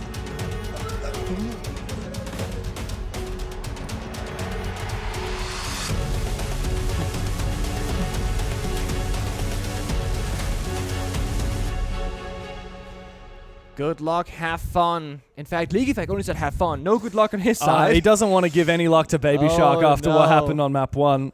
I'm curious if that's going to keep going or if we're even now, you know? Yeah, I mean, like you said, there must have been some kind of beef because League Effects, he's just vendetta against Baby Shark. He's not one Shark. to target people, usually. No, but he was. He was yelling at him in French. He was animated. Baby Shark. Disgusting! You are disgusting! You are disgusting. And he said some other things in French, which our producer translated. No one could figure out what that was. Oh, no, our producer translated some of it. Yeah, okay. but I just can't say it on broadcast. All right. Clash ban? Oh. Yeah, he said he was not a good player. That's a very nice, very much a PG version of what he actually said. There's like 1,000 ways to say that sentence. All right, it's time to dig into it. Falcons, they get to set the pace here. They get to choose the bomb site here on defense for the first round. And it seems to be we're going to the bomb site that is the most favored at the moment in both the pro level and in the ranks level. That's exactly it. And I think the first time we see each side, we can take a little quick kind of tour on what's supposed to happen. Like I said, I think this plays a lot more like your chalet, your night haven lab. So there's 2 primary attacks. So you have the bathroom here in the bottom. On the right-hand side, there's a nice wall that's going to be very much reinforced. Beautiful green tile. A lot of people are going to take the bottom half of the map, kid storms, and push up into that area, breach the bathroom wall, and go for a plant. So this bottom half, that's the first attack. That's what we call the roam clear. Then we have the more direct approach. We go to the top-hand side of the map. You're going to see on the floor below us, you're going to have main lobby going towards lobby stairs, and then up we go towards this bomb site. Then you have on the right-hand side top, that drop from construction. You can walk down together with the lobby control and just start working the breach and, of course, the hallway into horse. That's the more direct attack. That's the 2 primary ways we see people in ranked, and yesterday between Secret and SSG attack it. But of course, they'll have a 3rd and 4th way, I'm sure. Yes, of course, and that's just for this bomb site. But notable that Falcons actually opened up rotate holes for both of those main bomb site walls that are reinforceable that you mentioned, right? We've got the one from top of main stairs, and we've got the one into bathroom, both of which already have rotation holes made by Falcons. And that's why I said it plays a bit like Chalet. You can close the walls, open the walls, play it offensively or defensively. And the funny thing is, Falcons have countered the direct top lobby attack, like you said, with soft walls. Meanwhile, on the extended roam on Kid Storms, they have double reinforced the wall, and they're actively bandit tricking it. This means Wildcard, are facing 2 different problems. On one side, it's the breach where the Maverick is. On the other side, it's the long angles shutting them out. Oh, wow. It's a quick rush from Dash. In he goes. And he's right on the verge of Solotov. Good flash. And finds the opening kill straight into the games. But Leakafak will trade him back with the Nitro Cell. Also finishing off Solotov. Now it's a peel back from Falcons. However, they have lost the exchange. Good map control taken by Wildcard. Very much worth it. Blitz is dead, but what is Blitz's job here? It's full map control, and they have accomplished that. Bandit fell back towards the bomb site, reinforced the final wall in bathroom, and can now actively go for a bandit trick. The issue is, they've probably recognized that Maverick is on the board for Spiker, so tricking is probably not going to be a possibility. right? If Wildcard get the bathroom walls opened up, they are primed for a default plant on the wall and bathroom.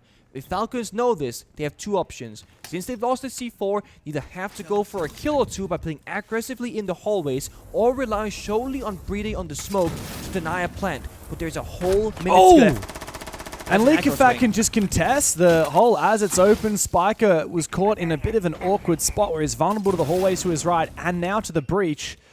Wildcard have lost their advantage in the numbers. And now timer as well, 40. Good night, Shaiko! All right. Maybe winnable again all of a sudden. Fuck, what was that? Planting might be hard with 30 seconds left because Breedy is alive, but they can go for a push. Good flash, good entry. Kansan seems to have an inkling on what's going on. Bay Great helps flash. him out. Push Now it's all up to Breedy. Fully flashed again as Baby Shark makes his way inside. In the bathroom, Breedy holds on. He's got gas babes to work with, but he won't even be allowed to find the first kill. Wildcard kick things off on Fortress with a bang. Really good aggression. Just there's a spiker there for a second. Really good aggression and timings. Again, I think the one tap from Kansan completely turned the tide. Because now they get manpower advantage and he just pushed through the bomb side. Had Shaiko been alive on that back portion by a horse, he can just be a turret looking to his left, to his right, and shutting down those exact entries.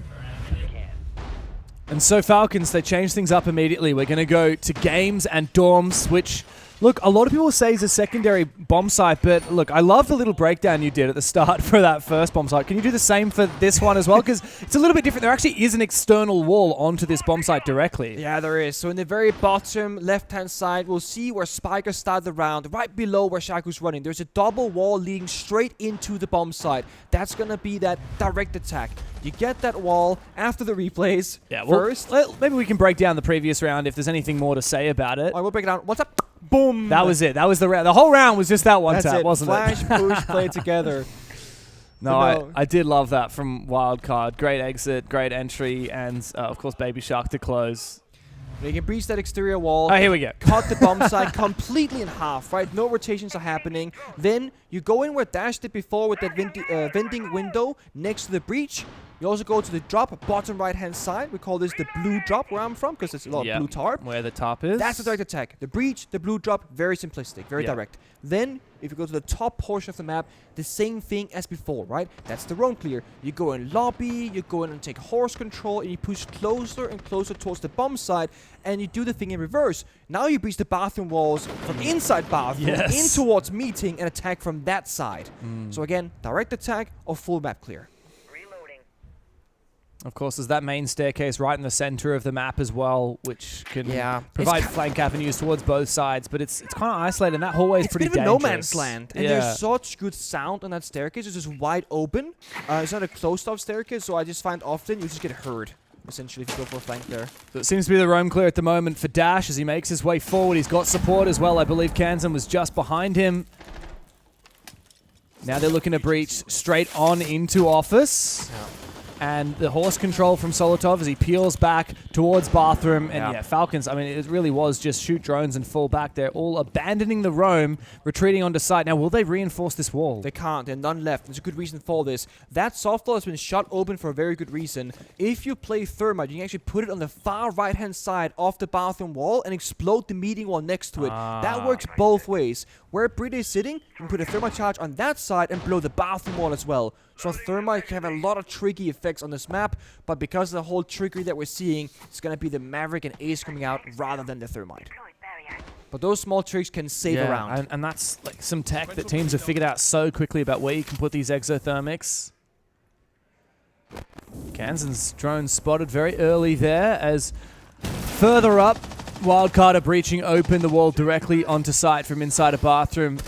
Ooh, nice spot there for a second. Now, this actually isn't the objective, am I right? You have to go all the way further deep into games in order to plant, or dorms, of course. But this map control completely cuts both of those bomb sites in two if Falcons do succeed that map control. Yeah, the big thing, Wildcard, they haven't gotten blue drop control because League of Legends is playing there, nor the outside breach on Kid Storm. So they have no real control right good now. nade. It's a 5-man push in one direction, and they have 20 seconds left to do so. It's going to come down to a frag fest, and Solotov kicks things off, taking down Dash, who's had a very, very quiet day. 9 deaths to only 1 kill previous map. Baby Shark needs to get active, but he's been watched by Leakafack, and on site, Shaiko and Pride pick up the rest.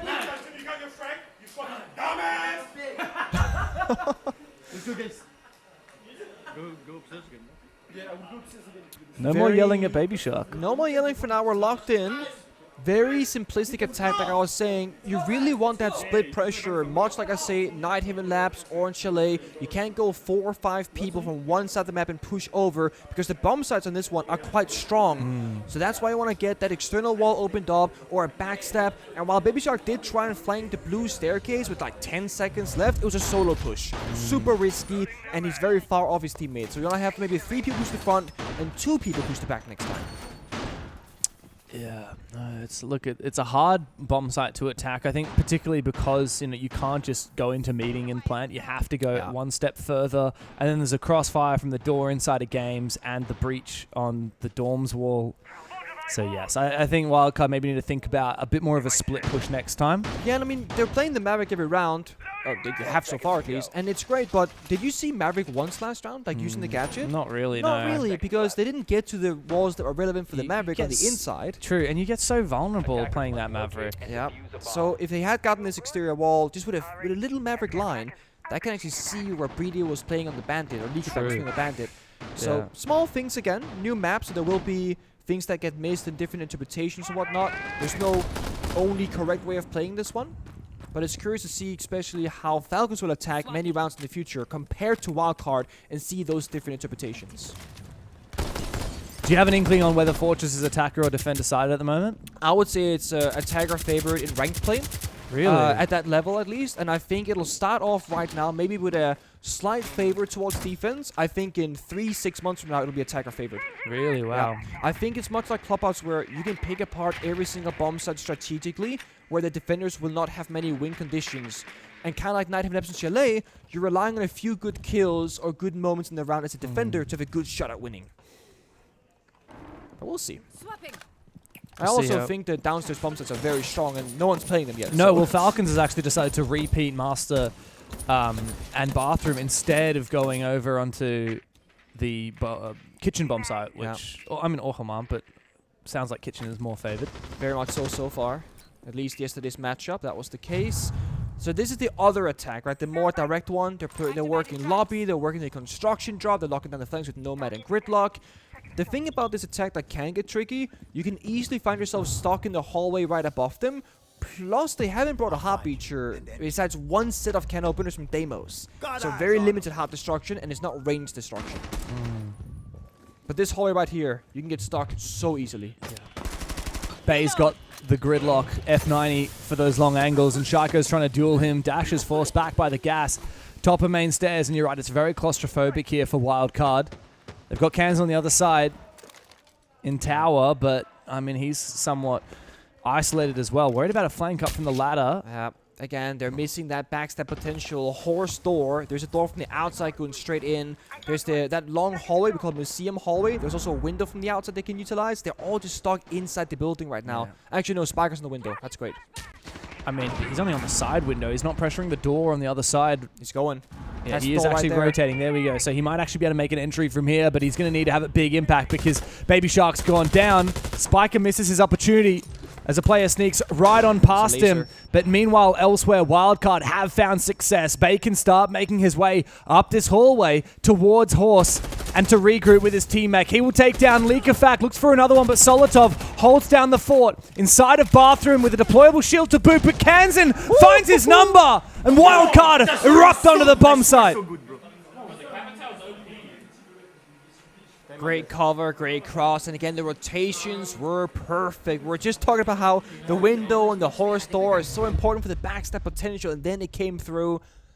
And then instantly, Baby Shark is praising Dash. Oh, you're so good, man. You're so good. Spikers, good IGL. I heard Spiker in the background. All right, can we get Dokkaebi? Can we get Nomad? Just call it like the IGL brain versus entry player. You need both. You need Baby need Shark both. to be your hype man. Because Yeah, while, you do. like, especially like if you're Dash and last map he had like an absolute stinker of a game, you need someone to hype you up. And it's a Falcons tactical timeout. Oh, I like it.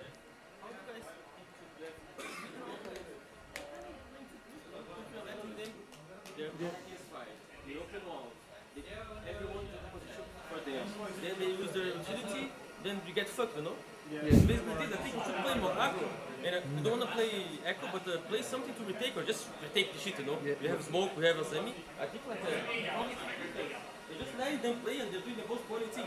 The other one was easy because they were slow as fuck. But if you guys see that they're not that slow, they can execute in time, they just fuck them before, okay? Okay. Keep in mind we just had the last. Yeah, sorry. I thought they were done talking and then they weren't. Yeah, we just had the last operator bans roll on through. Falcons banned out the Dokkaebi, which is what Baby Shark's been running for a bit of a lurk, which hasn't been that successful to be honest. No, but Wildcard banned out the Bandit, and I think that changes things quite drastically for Falcons. I think it definitely can. Mind you that both Kai, Two-Brow is still open, but then we have to talk about the elephant in the room. Thatcher got reworked, and now you have 5 EMPs versus 3 Two-Brows. So Thatcher will always win and get the wall opened up. So yes, it does actually change things. And we heard, not Solotov, Julio, the coach of Falcons, saying, guys, if they have enough time to go for the execute, we need to fight back before they get there. Yeah. And before they said, let's play further out on the map and fall back a bit instead of just giving them too much space at once. When you ban the Dokkaebi, that does make sticking around a lot easier. Yeah. Hard though on, if we go back to the previous bomb site, that's quite hard. If you go for a main stairs take, you don't need a lot of map control. No, that is the bomb site, right? Exactly. Like Falcons can't extend on dorms and fall back because they're not even pushing dorms. But that's where this tertiary bomb site comes into play. Kitchen and cafe, because this is going to be the most amount of map available to you for a bomb site. Think of Chalet Bar, where you can have one guy playing by the bomb site, just locking down the few entry points, and then 4 people roaming, starting, over in master bedroom, piano, solarium, then falling back and ending on mezzanine top blue. This bomb site works very similar. You can play extremely deep around the crevices of the map, and then slowly fall back step by step if you want. Quick entry from Dash. Breaching round used to open up dorms. Makes his way inside. Needs to be careful. There's a player on the main stairs. It's Leakafact. Spots out the Gridlock's tracks. Takes him down. Another thing that makes you really vulnerable on that stairs is there's a window just outside. So you never know if someone's watching you. There's 2 90-degree hallways to check the second you walk up as well. 3 angles. So there's left and right. And there's a door on Kid's dorm. So tricky. And I feel like right now, looking at Falcons, right, they opted for the Valcam C4 below and trying to play for, again, falling back with the layers rather than fighting for the live top floor. Because they have 2 spare reinforcements, yet they left the Kid Storm's walls to the exterior completely soft, which that's breaching charged for free. Speaking of breaching charges, it's time to get to work on the vert. I mean, you said that Falcons could play quite extended on this bomb site of Kitchen and then fall back. But yeah, they've just given away the vert for free. I mean, you see the bomb site right here. There are some strong power positions, but it's kind of like most bomb sites.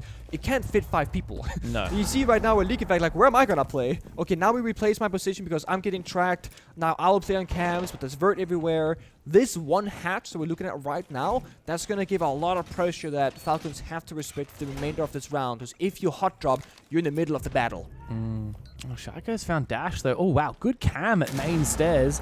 Does spot Baby Shark. I don't know where exactly Dash fell, but Shaiko, he's just hanging around on site in cafeteria. He's got a bunch of those soft angles, prone angles, etc. with the Valcams as well, with good information. You are planting, by the way? Yeah. Spiker? How does Spiker just manage to sneak inside? He's going for a plant, and I don't think anyone's in position to deny it. Bay covers. He's now choked out by the gas, but seemingly it doesn't matter.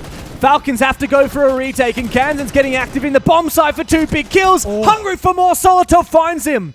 Spiker is low, but Baby Shark on the Deimos can target Solotov and continue to harass him from above. A nigh impossible retake for poor Solotov now as Baby Shark continues his pressure from above. Well, Spiker can sneak back into sight. There's no way that Solotov can duel them both. And the track from the Deimos as well. He commits to it. He falls off again. continues to bait him, and there is no time remaining. Baby Shark confirms the kill. The round for Wildcard. A plant that happened out of nowhere. I think they dropped the hatch, the fire, and the smoke, and the smoke player on defense, I think it was Bride again, just not in the right spot to deny a plant. It was way too late, while the Toxic Babes did get 1 kill and almost took out Spiker. Once you get into a post plant, we see it. The vert, the hatch, the soft destruction. It is, again, almost impossible to win in a post plant, even 1v1. It's hard, right? Because waiting is the bomb site. That's where they planted, the tiled area. Yeah. But the safe places to play are more like Kitchen and Furnace, which isn't actually the bomb site. That's it. Kitchen and Furnace is not the bomb site. So you actually... yeah, so it's funny. We call it the Kitchen bomb site. It's technically not Kitchen, is it? You can't plant in Kitchen, can you? That's a good question, because there's Kitchen and Cafeteria are right next to each other. It could be one. So this is room, Kitchen actually. where we're looking now, Yes. and then to the right, that's Cafeteria. Yeah. I personally don't know where you can plant. And this right here, that's waiting. Yeah. That or vending, whichever. Waiting, you can plant in there. Clearly, that's where they plant. You can't plant in Med, which is to the right. I actually don't know for a fact if you can plant Kitchen and Cafe, but I know for a fact you cannot plant Furnace because I've tried. Yes. I'm going to guess you can't plant Kitchen. But obviously, like Kitchen, Furnace are the two areas where it's easiest to hold. Cafe and Waiting both have vert. There's a hatch above Waiting. Yep. Surely it's actually quite hard to hold that bomb site. Maybe Hammam is going to end up being more meta. That's kind of why I was saying I think you need the deep roam and play the top floor much more. As if they didn't contest the top floor at all. They didn't even reinforce, as you said, the dorm's exterior external. walls. Yeah, if you ban the Bandit, I was like, okay. So if you ban the Bandit, you can still play the Kite or just like reinforce walls for starters. You just gotta slow them down step by step. So again, I think the benefit of the tertiary bomb sites downstairs is you can do some crazy running around. So before the rework, you could plant there. That's great information, but what about after the rework? Well, thank you, Observer. But this is the fun thing is that I've only played this map in ranked. I actually used to go back, when I was a former pro player, of course, to go into custom games and do extensive testing where you can plant spots, boost spots, etc. Nowadays, I boot up ranked and I play it, and not many people get to play the tertiary bombs because you gotta win 2 defenses out of 2 to get there, so to speak. Also, we have like a million terrible maps that aren't in comp in the ranked pool, so it's hard to actually play the comp maps. You're a truth king. In dash goes, straight into the gas and straight into Users' Waiting Arms. That was a very lackluster attempt there from poor Dash, and Spiker on the glass has also been finished off. A spray through the smoke, no less, from Shaiko. Now Baby Shark looks to target Shaiko, but this is a bit of a rough position. He wants to play it vertically, but it's not going to work out, at least not for now. This is a very awkward spot to be in for Wildcard. They are going for a much more direct attack this time around onto Dorms. Yeah. Playing from top blue, but Bride is now harassing them with the Echo. I like this. The Echo and the smoke just kind of deny them both the shields and get a lot of information as well. Good bit of value from Baby Shark downstairs, getting damage on the leak effect and Shaiko, but again, they gotta work this hallway and bomb site walls to get any progress in the map, and they're not gonna get it. And Shaiko is going to swing for another one. The Fenrir is being so difficult. Users gets aggressive, finds Kansan. Let's go! Bomb site on lock for Falcons. Actually quite like Uses on the smoke and Bride on the Echo because Uses plays in a much more front forward position. He popped the gas before Blackbeard jumped in, and it was a complete perfect counterplay. Bride naturally will hold on to those for his life for planting now much later on. We could just split. I think there'll be a gap somewhere.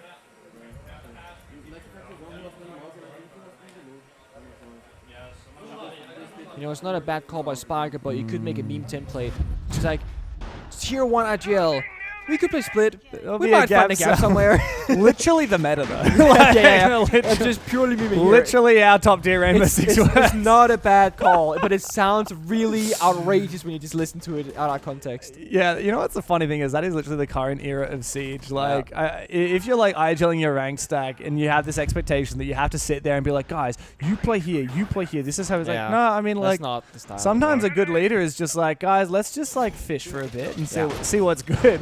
I'd like to say that like being in RGL commonly nowadays is more about giving guidance rather than specific instructions, right? So saying you go for a split take, gets everyone on the same page about how you're going to approach the attack to start, but you also all know that you're going to have to find stuff and see what's happening and adapt on the fly. If Spiker starts going, alright, let's play the Maverick for this wall, Grimlock the flank, play the Blackbeard, jump in that window, take that gunfight, ADS to your left, 4 degrees, that's probably not even going to happen because, well, something will go wrong. So you start very broad term, we're doing the split take, and then you get to your start positions, and that's when you start working the round step by step. So again, very common thing to do, and I don't think Spiker will be wrong. There should be a gap somewhere because there are so many entryways both upstairs and beneath. Now this is the final bomb site for Falcons of the half, and it's one that Wildcard have now won twice with 2 different styles of attacks. But the only bomb site Falcons have found success of was dorms and games. Yep. So as we go back here, what's the play from Wildcard? I mean, a minute in, are they? It looks like they're not really going for a full clear like they did the first time. Are they going for top main? I haven't really been. So they don't really have top main yet either. The split take is kind of just going in everywhere, and then they have Brava Twitch, which is going to slow down the early stage of this round, just using their gadgetry. So the first minute 30 seconds, we shouldn't be seeing a whole lot of action, which we haven't. But yeah, the split take comes to play, right? We got Dash applying pressure on Kid Storms, getting the breach. They've tried to clear the utility by the bomb site earlier on with the Twitch and Brava, and then they're playing outside Museum window, cutting the bomb site in half as well. They're needing Falcons to make an over-rotation somewhere and get caught by those window angles. The users will go down. Traded back is Bay by Breeday, and again, the trade. Where's Spiker gone? Kansan's deep into the objective. He's found the gap that they were looking for and left Shaiko all alone, trapped in the hallway, trying to make his way towards Museum. He's stuck at the horse right now behind his Kiba barrier, behind the shield, and Wildcard lock him out of the sight. It literally looked like there wasn't gonna be a gap for the longest time, and then boom, out of nowhere, 3 people in the bomb site. And Kansan, he has been so good on this map at just getting in there. If I don't lift up white, we win this round because I'm killing the Yi and the guy can't push sites. That's simple, okay? Yeah, just not understand. But at the same time, So side swap, it's a 4-2 half a Wildcard. One of those rounds very much being a clutch in that kitchen bomb set, I would say. That one came out of nowhere, but still, despite this being a very new map, good attacker success. Yeah, 4-2 split for Wildcard on the attack.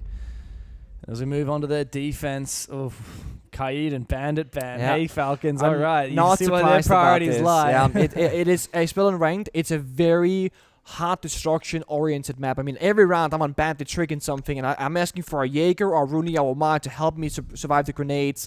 And you can win and lose the round just simply off the breed, especially on the Kid Storm bomb side.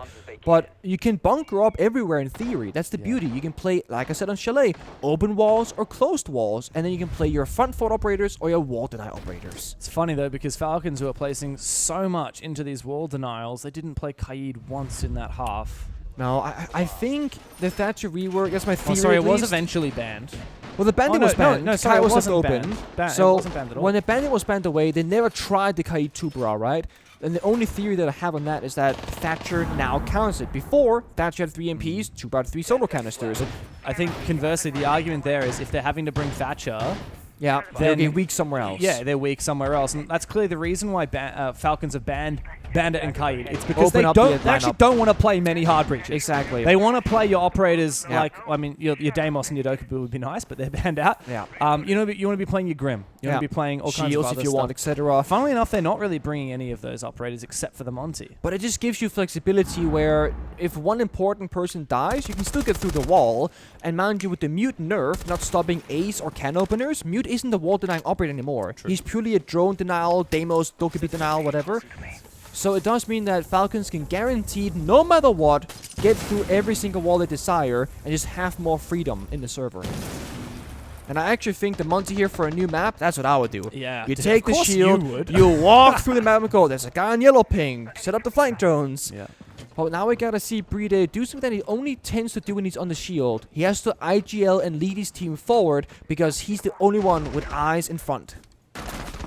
Dash is quite extended here in the hallway as well on the Warden, which I quite like as a pick. I mean, Glaz, Ging are both up. A lot of flashes on the board, especially with Ace unbanned. You're probably going to have flashes in your lineup. And it looks like Falcons are teetering on the edge of a map clear. Brede has already made his way all the way up to briefing, and he wants to smack this mirror window. Remember, that goes directly onto the objective. Yeah, if they hold this hallway to his right, he can just walk up to the, you know, the strong... Oh, that's a C4. Ow. Where was that from? All the way downtown. He jumped out the window, I think, and tossed it up. There's a window downstairs. That's amazing. I love that from Baby Shark. Styling on Shaiko, but Falcons have decided it's time to hit the go button. It doesn't work for them. Falcons are picked apart as Wildcard reaggress. Oh, he's baiting it. Leakafak wants to go for it, and Kansan, hook, line, and sinker. Solotov, 1v3 now. 1v4 as Dash is about to get picked up. No diffuser. He can grab that in a moment, but he wants to try and use the sound cover from this Selma to go for a kill. Dash is a sneaky snake on the floor. 5 rounds to 2 for Wildcard. They have built this momentum.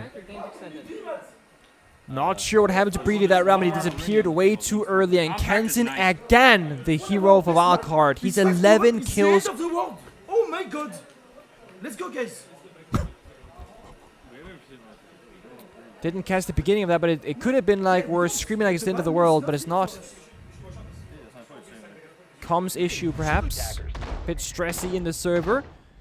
Now, Falcons are by no means like on the verge of elimination. They've guaranteed that they are making it to playoffs, but yeah, but that's not enough. Well, it's true. There's a huge difference, right? So 5 teams in your group. First place, you go straight into the upper bracket, and you skip around in the playoffs. 1 step closer to the hammer. Second and third place, upper bracket, so you have 2 lives, but you don't skip around. You have to play another very well-matched team. That's a hard spot to be. And then if you end up 4th in your group, which is likely to be Daystar or Wildcard, you end up in the lower bracket, 1 life. That's it. You get no second chances. Doesn't third pick 4th as well? The whole picking your opponent thing?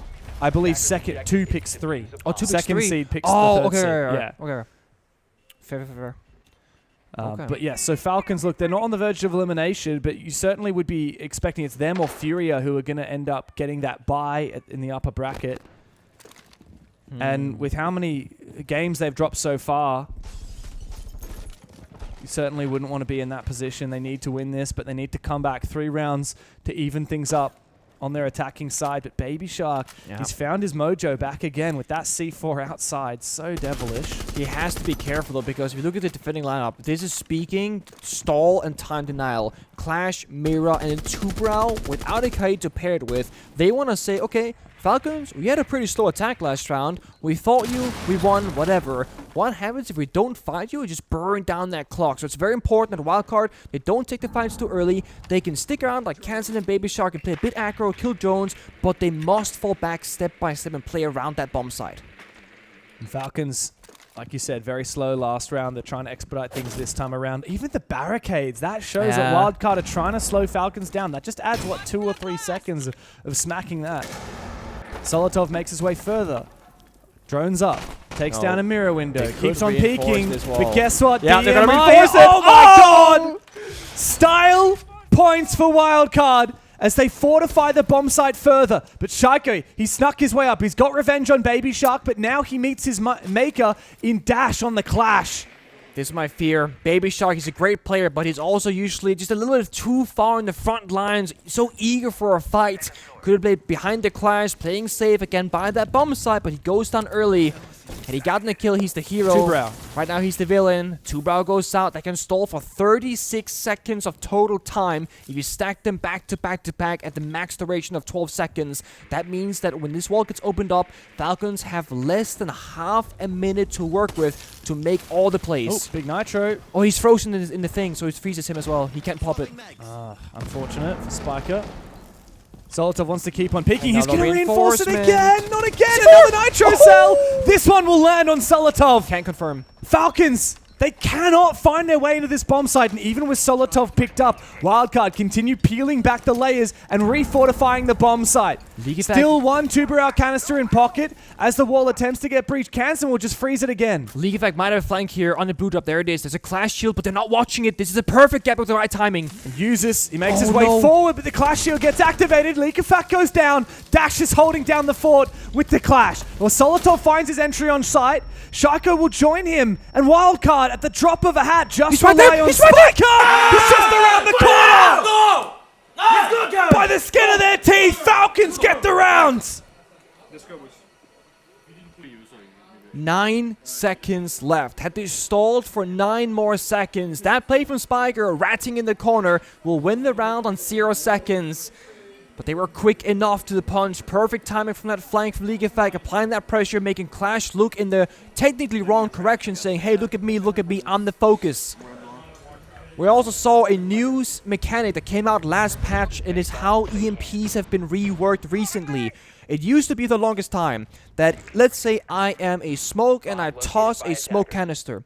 You would have to EMP the canister itself so I can't pop it. You can now EMP the smoke and disrupt the signal from the other direction.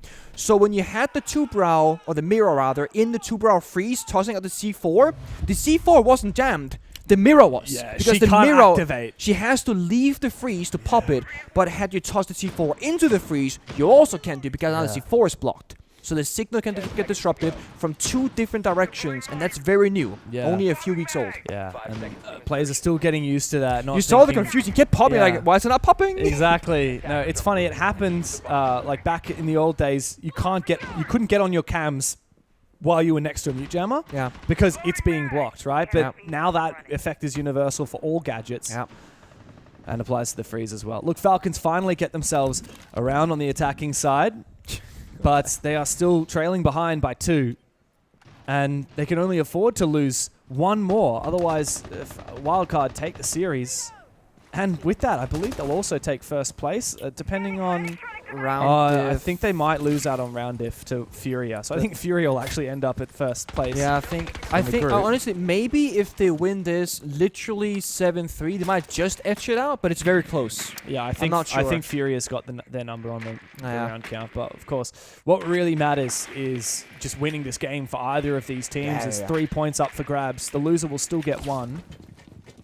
But the winner will get that triple threat. Falcons, I think, not so much the points, but it's the mental game. I'd be like, okay, we're in it. We don't have to worry too much. Like, they're not worried about getting grouped, but they are worried about being good enough to keep hanging with the better and better teams. Because every game at this point, we can start seeing more and more teams get eliminated. If you're in the bottom of the group, we saw goodbye to Elevate when Wildcard won the first map of Border. So they're going to be going home as the... Oh, that's a nasty wallbang from Leaky Fac. That's a tilter for Baby Shark. I could hear Leaky Fac yelling at Baby Shark in the room next to us where that game is happening right now. I mean, Leaky Fac, he has a vendetta against this man. And Baby Shark dead really early, 2 rounds in a row. Again, I said it, it's like... The big strength and weakness of this team is how he can get a couple of kills and pop off early and have a lot of value, or he dies with nothing to his name and he is useless, worthless, just watching the cameras.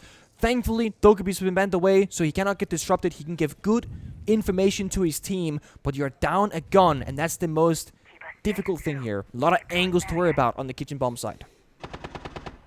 Still good damage on Shaiko and Leakafac, though. Yeah, that's true. And Falcons are once again very slow on their attack. But they got 4 Candelas. They got a Blitz that's been undetected. They can just pop that go button and they're not going to know what hit him. Yeah, but you need to make sure it lands, because if it doesn't, if these Candelas don't give Falcons an in, then Wildcard will claim map point. Dash tucked away in the corner. He's got a solid spot. He'll also have that one-way angle using the Kiba barrier. He's beneath the window. And if Uzis jumps in, he's going to die. I think Dash will get him. Yeah. They seem to have an inkling. Shaiko's watching the position. He's going to go Bay's right now. hiding under the window. Goodbye to Uzis. And with that, Falcons, they're sitting at a standstill. A second one jumps in. Bay doubles down. Bride and Solotov now desperate. Does he go for the plan or does he look for a kill?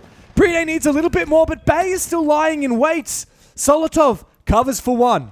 Bride continues to try baiting. Back and forth. Bay knows where he is, but Spiker from the other side.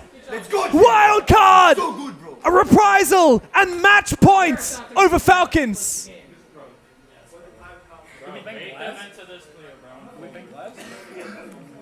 Can we ban the glass? Now, that's a question because I ain't seen a glass yet. Interesting. Final ban of the game. What is it to be? Mirror Grim. Okay, I was wondering if we'd see the Tubarao.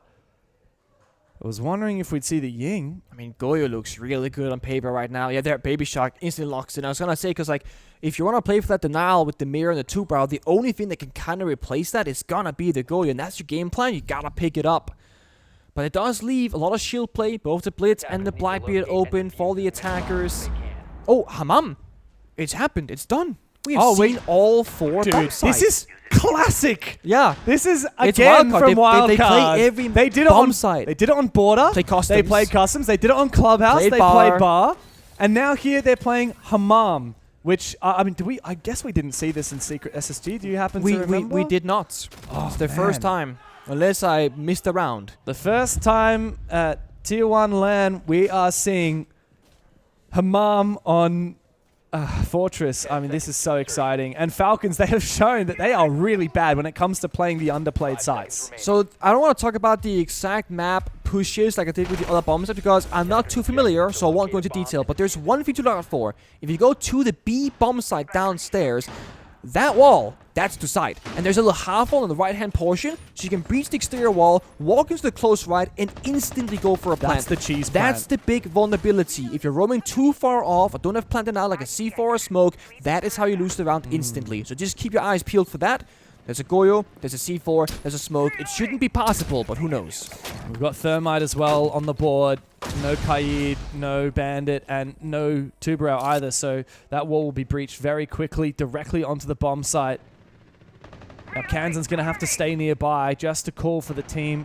Dash also can look through the smokes on the Warden, so he's nearby. Yeah. Wildcard are wary of a rush. And, you know, they spoke about, should we ban the glass? But they said, no, let's ban the Grim, play the Warden instead in case they bring it. Very good foresight from Spiker, indeed. And much like all the bomb site downstairs kitchen, it is about playing around the map and stalling for time. Hammam as a bomb site is not the strongest if you're playing 5 people on it. It is much as I keep saying, like Chalet, like Night Haven Labs, extending around the rooms, around the bomb site rather, to maintain control and maintain crossfires. And they're doing a good job at it. They've surrendered top floor entirely. They're all playing on that primary floor below, but they're looking for a flank up a staircase, watching those doorways. Shaiko wants more low on health as well. This seems to keep happening for Shaiko. He gets shot from an off angle that he hasn't figured out yet, and then now he's 20 health. Definitely needs more time to get used to the map, get used to the angles. It's hard to be entry and the map is new. If you're a droner, you're just droning. Oh, this is clear, this is clear. Exactly. There's an entry though. You're fighting unknown angles. The vert from the Ram here is great. You already see a lot of the bomb site. Problem is, it's not the parts of the bomb site where Wildcard are actually fortifying and playing. Yeah. And there's still a lot of roam game. See, all of these Wildcard players have fallen back into Hammam itself. Yeah. Still, they have the ability to protect the B bomb site. Yeah. Should an execute come through, Solotov makes his entry. They can plant outside now on that breach that I said. Brady can walk in from the outside and plant by that half wall with the breach cover. But is the smoke going to be in position to deny this plant? Where is Kansan? Trying. The plant starts. He missed it. The smoke misses. He's going to have to go again, but Bride will be able to confirm the plant. The impact and Impact is ticking away at the damage. But he will get the plant down before he falls. Solotov covers for a second, now looking for a little bit more. He's maintaining control as the Nomad air jab goes off. Bay can't land the shots. Big multi-kill for Solotov. And Falcons refuse to go down without a fight. You know, I just pushed from the opening because they play like, I don't know, they play so weird. Like, too much opening on the shit. Let's go, boys. They play so weird. Again, I think the biggest thing we're learning right now is just how much that top floor push matters because the verticality is so strong. Wildcard will call it tag timeout because they need just one more round.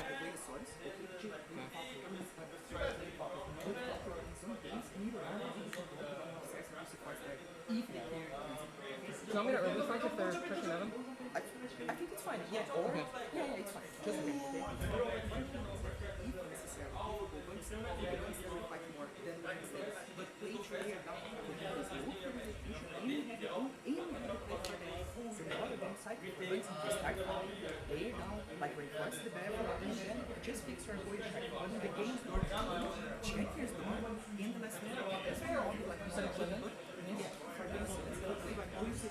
Bathroom fight, guys. Bathroom fight. Let's go, guys. In. Let's go. Let's go. In. Let's go. I didn't make out much of that, unfortunately. Not a damn thing, I gotta be honest. Trying my best to listen to Lagonis. All I heard was like, oh yeah, wait, that might work. And it's like, wait, what might work, bro? Tell me, please. What is it? It's funny because I can hear Falcons clear as day. Yeah, well, everyone... So, when I was on the analyst desk yesterday, I was obviously in the player room because that's where you do the desk from, and watching and listening to SSG and Secret, I'm standing 5 feet away. I can barely make out what they're saying, and they're not like yelling, "Oh, flank!" They're like, one guy flanking main stairs. All right, got him. Good. They are so disciplined in their comms, despite it being a super back and forth game. Falcons are a passionate team. Yeah. Falcons are a passionate team, yes, and I also think when you're coming from your native language in English for the primary 3 players, right, Brede, League Effect, and Shaiko into English, I also think that affects just your discipline in that language. It's a foreign language to you. It's always tricky going away from native tongue to a different one. And I think for Falcons, back when they were BDS, it was a very big decision for them to make that, because when you can speak the international language, you can pick up practically any player. Exactly, yeah. When you're stuck in French, you only can pick up French players or French-speaking players. They could have picked up Baby Shark. They could have picked up... I mean, I think Blast to BDS was a big question mark for the longest time, and it never happened. No, I think most of, if not all of the big French-speaking players now playing on English-speaking teams. Gen G would be the only exception. Or former ex-Gen G, I should say. Oh, true, yeah. Yeah. Boom. Oh, 2 match points still for Wildcard to get it done after the 7-0 on the first map. In their favor, they stunned us. Falcons replied in tow with a 7-2 on Clubhouse. Fortress was always going to be the question mark, and we've already received quite a few answers. The last question being begged is, can Falcons hold on? Just waiting here for the first push to come through. Again, Falcons, risk assessment. You're down 4-6. You cannot afford to make any mistakes and die early in these rounds. That's why Brede also is back on the Monty for his second attempt. C4 tossed out. Brede, half HP. Solotop takes a little bit of damage, but everybody stays alive. We can reset the round now. Wildcard back on their signature operator of the Solus. They have perfect information if and where that plant goes down. Falcon have to problem solve and likely play for bombsite control and play for kills. And Shaka is just trying to deal damage from that doorway outside, but it's it's so awkward. You can't... Whoever makes the first move will die. That's the thing. That's it. If you try and contest that doorway too aggressively, you're dead. Shaiko gets aggressive inside, and Dash, he's fallen back at the perfect moment to enable Shaiko to have that control. Moving around, the FNAT mines, which ones are activated now, could be the answer for Dash to have a little bit of control. But the movement from Falcons, they get active in the sites. 4v3 as a plant looks probable, and yet there is no vert capability. Sneaking in from behind, the Brazilian gets some before being traded back by Shaiko again. 12 kills to his name. He looks for a little more, but from down below, Spiker still may just be able to deny the plan. Baby Shark has been forced further back. Users is decided it's time to get that bomb down on the ground. 3 players low on HP for Falcons as these 2 heroes from Wildcard look for a retake. Spiker has an impact grenade. He can easily find a kill injured, but Shaiko hits another headshot. Lucky number 13. For Spiker. 3 bullets, all he needs. He's got the SMG-11 in hand. Finding the first one could be a dream. But it's a nightmare when he rounds the corner for users. 1 more round for OT. See this one, by the way, they literally like full left the backside. Those ones that are so much space taken by Brede in that round. He walked through the entirety of the bomb site into bathroom. While it did go down, it comes with a trade. And when you have numbers advantage, going 1-for-1 is always going to be what you want to achieve. The 4v3 to the 3v2 to just completely locking out the last 2 defenders playing off of the bomb site. So now Wildcard, I think the biggest question mark that they just had to answer there is, guys, what bomb site do we go for? And it's so tricky because you might have, let's say, Spiker, the IGL captain, saying, I think we should go dorms. But the 4 other players, the non-captains, could say, I think kitchen is better. And you have about 15 seconds to decide. And Falcons have now had successful attacks onto dorms. Exactly. Onto bathroom. Yeah. And onto hammam. Yeah. So the only bomb site where Wildcard have actually won every single time was kitchen. And it was only the once. And it was really just because of a miss drone enabling that cheeky play from the knife under the window, which was, was Bay.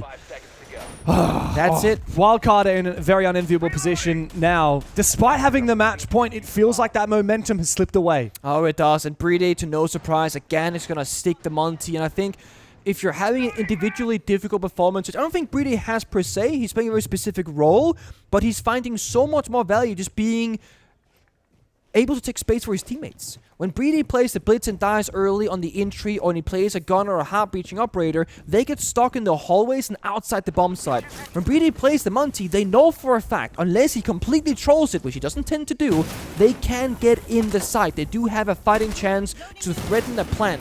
And that's when Wildcard start over-rotating, move around, like, oh, we gotta deny the plant, run in, do something. And the other players of Falcons get some freebies in the server, and that's how they start building a big lead. And Shaiko is landing every shot today. This map, I mean, like, yeah, we've said that maybe he was still getting used to it. There are a few angles where he's taking damage from, but he's still fragging the hell out. Better than a 2.0 KD, 13 and 6 right now. Lakerfax starts the drone work. It looks to be a bit of a split take here for Falcons. They've already put a lot of pressure directly on Dorms, but now they rotate back to Tower. It's again that opening kill that we're so eagerly waiting for, and it's been Baby Shark so many times. He's been 3 kills, I think, for the last 4, maybe 5 rounds. It's been a while. He's just like 3, 3, 3, 4, 3, 5. Yeah, Shaiko killed Baby Shark, Lakerfax killed Baby Shark, Solotov killed Dash, Shaiko killed Bay. Baby Shark kills Solotov. Finally, an opening kill for Shaiko Wildcard. down as well. This is the best player that you could possibly get on the floor. Shaiko able to get revived. Where is he? He's down below the main staircase. hallway. He's creeping down saying, please. Someone's going to have to rotate. Someone help me. But the hatch is open as well. Yeah, and this is where Breedy has to come into action to give information. But look at that. It's Breedy solo with an injured Shaiko. Oh, this is and wasting 2 so flankers. much time. Falcons, though, thankfully can bait for one. Spiker goes down. Shaiko will eventually be picked up, but he's going to be low HP for the rest of this round. Okay. So now, again, we're looking at Breedy to get information to make the correct plays here and assess the situation. Ligifax solo flanking across the other side. Remember, as the IGL, this puts more pressure on Breedy now to, again, lead Shaiko forward. Oh! He jumps over! Kansen, no! Risky play from Kansen, but Dash will hold the fort. It's not over yet. Falcons still need to make their way forward. They still have the mountain to mount their attack. But Ligifax needs to get active. He's on the lurk. He's so close to this bomb site. As Usis tries to regroup with Breedy. A nade may force Bay out of position, Perfect. and it does. Picture perfect from Ligifax in a second to follow. Baby Shark is down, and the Falcons are flying high again. Overtime is on the docket. Let's go!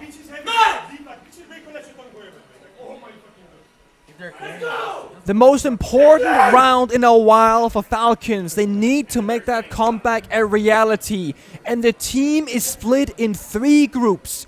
Shaiko and Breedy. While Shaiko injured, Breedy has to make the hero play and somehow cover Shaiko's back the entire time. When you have user solo flanking, Ligifax solo flanking, the IGLing is split. There's no clear goal, just a matter of let's try and link up and meet by the bomb site. Ligifax gets 2 kills, 1 with the grenade, they're slotching in position, and then the second with the information of his teammates in the hallway. It's beautiful, it's precise, it's exactly what we expect from Falcons, and it's happened so late in this tournament, but it has happened. This play by Kansen, I gotta say, I cannot defend that one. Vaulting over, I mean, there's no way the Monty is solo, and even if he is, you had a teammate in the hallway about a 2-3 second sprint away. If you want to make a play, you got to make that come. Say, guys, it's double up on Monty. Somebody trade me right now. I'll wait for you for 4 seconds. That's it. We got to go. That did not happen.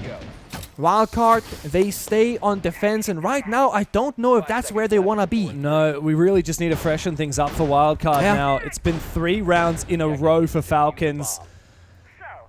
And they've tried so many different bomb sites. They've tried everything. I mean, down to... Oh, no, we're going still back to Bathroom. Like, Kitchen is the only one that is technically undefeated for Wildcard. Bathroom here was very rough. Last time they played it, Falcons took control. Falcons looked so dominant. Shaiko really deadly on that external door. Making a few adaptations, though. Getting the Ella on the board, I think, is excellent to both counter we need the to shield, counter this, Monty. the plant, and also just it's an instant pop when they walk in. The Fenrir does take a good second to really kick into effect, for example. Meluse, you can sprint in for half a second. Ella is instantaneous. And easy to rotate, you can toss them around. A lot of coverage. Oh, Baby Shark. Again, he's so early in these fights. Where is he? He's on bomb He's side. just peeking people. That's the problem. Look, I really appreciated it on border, but you have to know when to quit and change tack. He's 4 and 8 at the moment. He can't be taking unnecessary risks. Sit on cams, like make some call-outs for your team, like shoot drones, but don't actually contest fights. Not yet. It's not worth it. Now, we'll go back to my old point of sometimes doing nothing is doing something. And Baby Shark, just for this map at least, might need to learn a bit of that. See, the thing is, League of Factors tried to put a Claymore down. He's got breaching charges. If instead of trying to get aggressive, Baby Shark looked for a re-roam downstairs for a potential late flank, he might actually have more success. I mean, there's only a few drones left here from the side of Falcons. One of them has to be a flank drone. This is getting a little bit dangerous for League of Factors. Confidence. Do you keep going here, my friend, or? At what point does he stop pressing W? Okay, there it is. He waits for the breach to go out. He's actually eager to watch the flank, it seems. He knows that the lack of claymores may punish him in the late rounds. Solotov has now breached a deep angle into bathroom, but that half wall is still a very safe position to play. I believe that's Baby Shark. Yeah, it is. Yeah. Careful not to overstay your welcome. One bullet, you're injured, right? If it's a headshot, you're dead.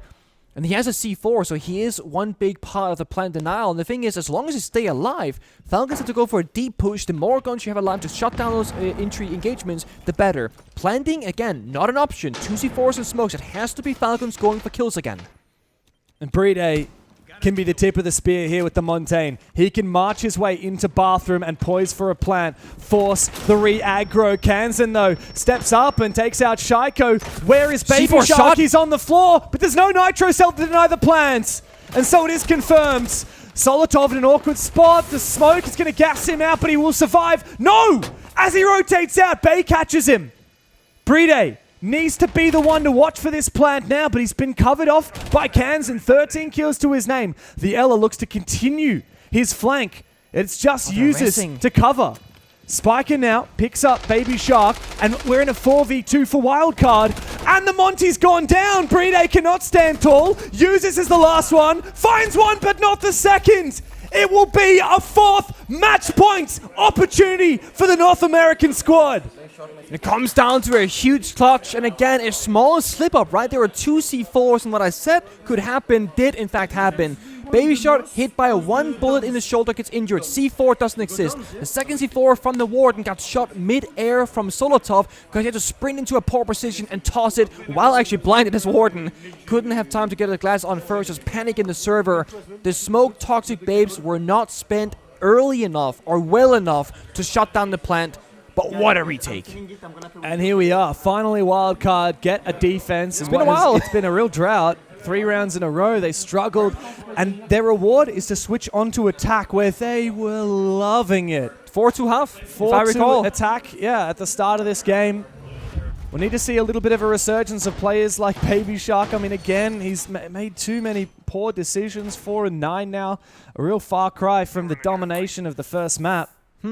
So it was 4-2 halves for both teams, actually. Yes, it Getting was. us to that 6-6 That's how overtime works, my friend. If one team gets a 4-2, then the other team also has to get a 4-2. Otherwise, you don't go to overtime. I have no counter. I surrender. I have no counter to this point. I was thinking, well, we've got 5-1. You don't got to go 4-2, right? But then Well, there's then a it different wouldn't point. You be go overtime, 5-1. Yeah. I have no. I surrender. My only point with this, before I got completely distracted by me being on the wrong side of this You one, just got owned, bro. Is I gotta own it now.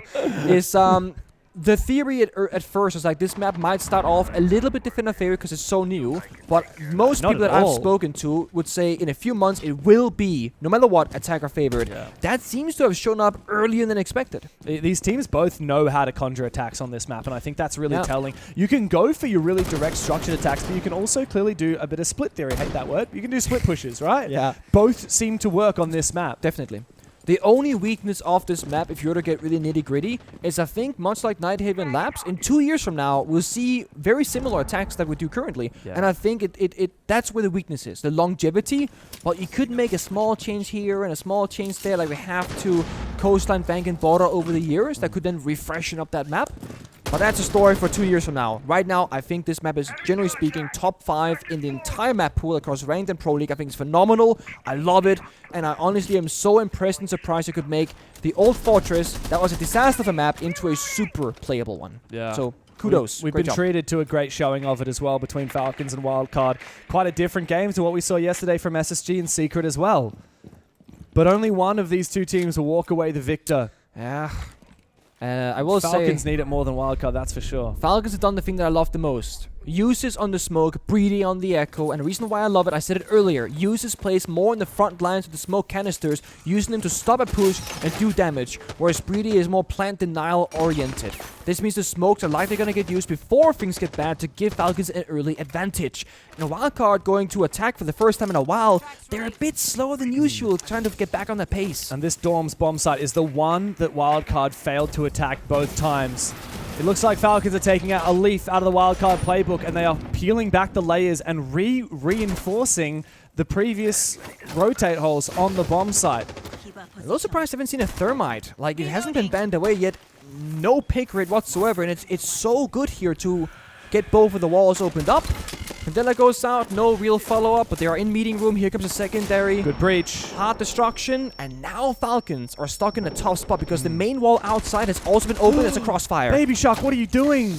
Again, he's caught with his pants down, and an aid really pushes Dash back as well. Spiker has gone down. Breeday's gone for 2. It's all up to Kansan to stave off what could well be a flawless round. He finds the first. A mere consolation prize. We're going the distance here. Pengu, we're seeing all 15 here on Fortress. It was hard to call when Falcons made the comeback on Clubhouse, but we both said surely overtime is on the menu for the third map, all right? We've gotten there into OT. We've gone all the way to 7-7 scoreline, and we are digging so deep in the strat book in terms of adaptations, small things they can fix around, and counterplay.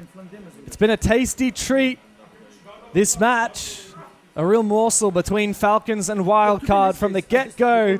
7-0 on the first map. I'm still reeling from that. Wildcard. Nobody expected this level of fidelity from a roster this young. The youngest team at the event. Yeah. And it's, funnily enough, it's the oldest on the roster, Kansan, who's got 15 kills right now. Experience, man. We saw a bit of young blood on map 1 with Baby Shark, but he's really struggled in the last few. Falcons have come to life as well. You can't deny. I mean, Clubhouse was a great showing. A lot of Fortress has been as well, especially on their attacking side. And that is where this game will end. One way or another, we settle it in the next 3 minutes. Falcons look to attack. Wildcard have tried time and time again. Which bomb site is the right choice? It looks like finally they've decided to go back to Cafeteria. There is one big difference from this attack of the previous from Falcons. There is no shield play in action from Breedy's. Back on the Ying like before. And if you look at it like historically on this map, Breedy has had the most success by far when he played the Monty. The plans are either going down or his teammates are getting good value around the Monty operator. So I am curious to see what they want to do. I heard one thing from League Effect. Oh, what? I heard one thing from him. He said, I was going to flank these guys and play solo on the IQ. He is literally dead in the first 20 seconds as he entered the building, caught off guard by Dash. That is the worst round, the worst moment to lose League Effect early. He's a playmaker. But this time, he's going to sit back and call his shots from the grave. He's the energy of this roster as well. He's the leader of this roster, and now he's leading from the grave. And again, you don't have Breedy on the Monty, so getting in 4v5, it's not gonna... You're gonna need Jagger to pop off right now. He has to go full crazy on the entry. We've seen it. We've seen it before, and we could well see it again. He's been in form today. He's been in form on Fortress. But it's been hard to clear Medbay here, where we're currently seeing Bay hold on. Yeah. The verticality comes through from Falcons. Solotov with the hammer. He needs to isolate some of these players on the bomb site. Yeah. He's got nades to work with as well to flush them out of these corners. Medbay's going to still be hard to clear, but inside of waiting on the A bomb site, I feel like he could have a little bit more success. Yeah. Medbay is kind of like Office on Clubhouse, the backbone that combines the entire site together, and there's no verticality. It's on the roof upside, so you can really only walk in the door or the 2 windows or work the hats next door. In either scenario, it's hard to kill him. Kansan takes down Shaikul. There's a crazy entry, is also now in the grave. Breedy on the Ying. Maybe it's his turn to carry this one. It's looking desperate for Falcons here. Wildcard are just sitting back and relaxing, waiting for them to make their move. It's Breedy against the world. We've been winding times, but now it's time for a kiss goodnight. It's only a second day, but Wildcard have just made love to Falcons. They fought hard and they fought long. We started off on a 7-0. Super dominant border. We go to Clubhouse, Wildcard doing unorthodox attacks that were not working, Falcons shutting them down, and then we get treated to the newest level fortress, and no one was gonna know what happens next. 8-7 victory for Wildcard, well fought victory, and they are once again at their third international, going from Reload to Munich here to SI, proving just how capable they truly are. Aptly named, as always, Wildcard always find an upset over one of the titans of Rainbow Six. And today, it is the tournament favorites of Falcons who have suffered their second defeats in the group stage. While we know that they will make it into the playoffs, where they seed into that bracket, be it in the upper or in the lower bracket of the playoffs, remains to be determined. Wildcard are making a very good case for why they are not a fluke team. They are the real deal.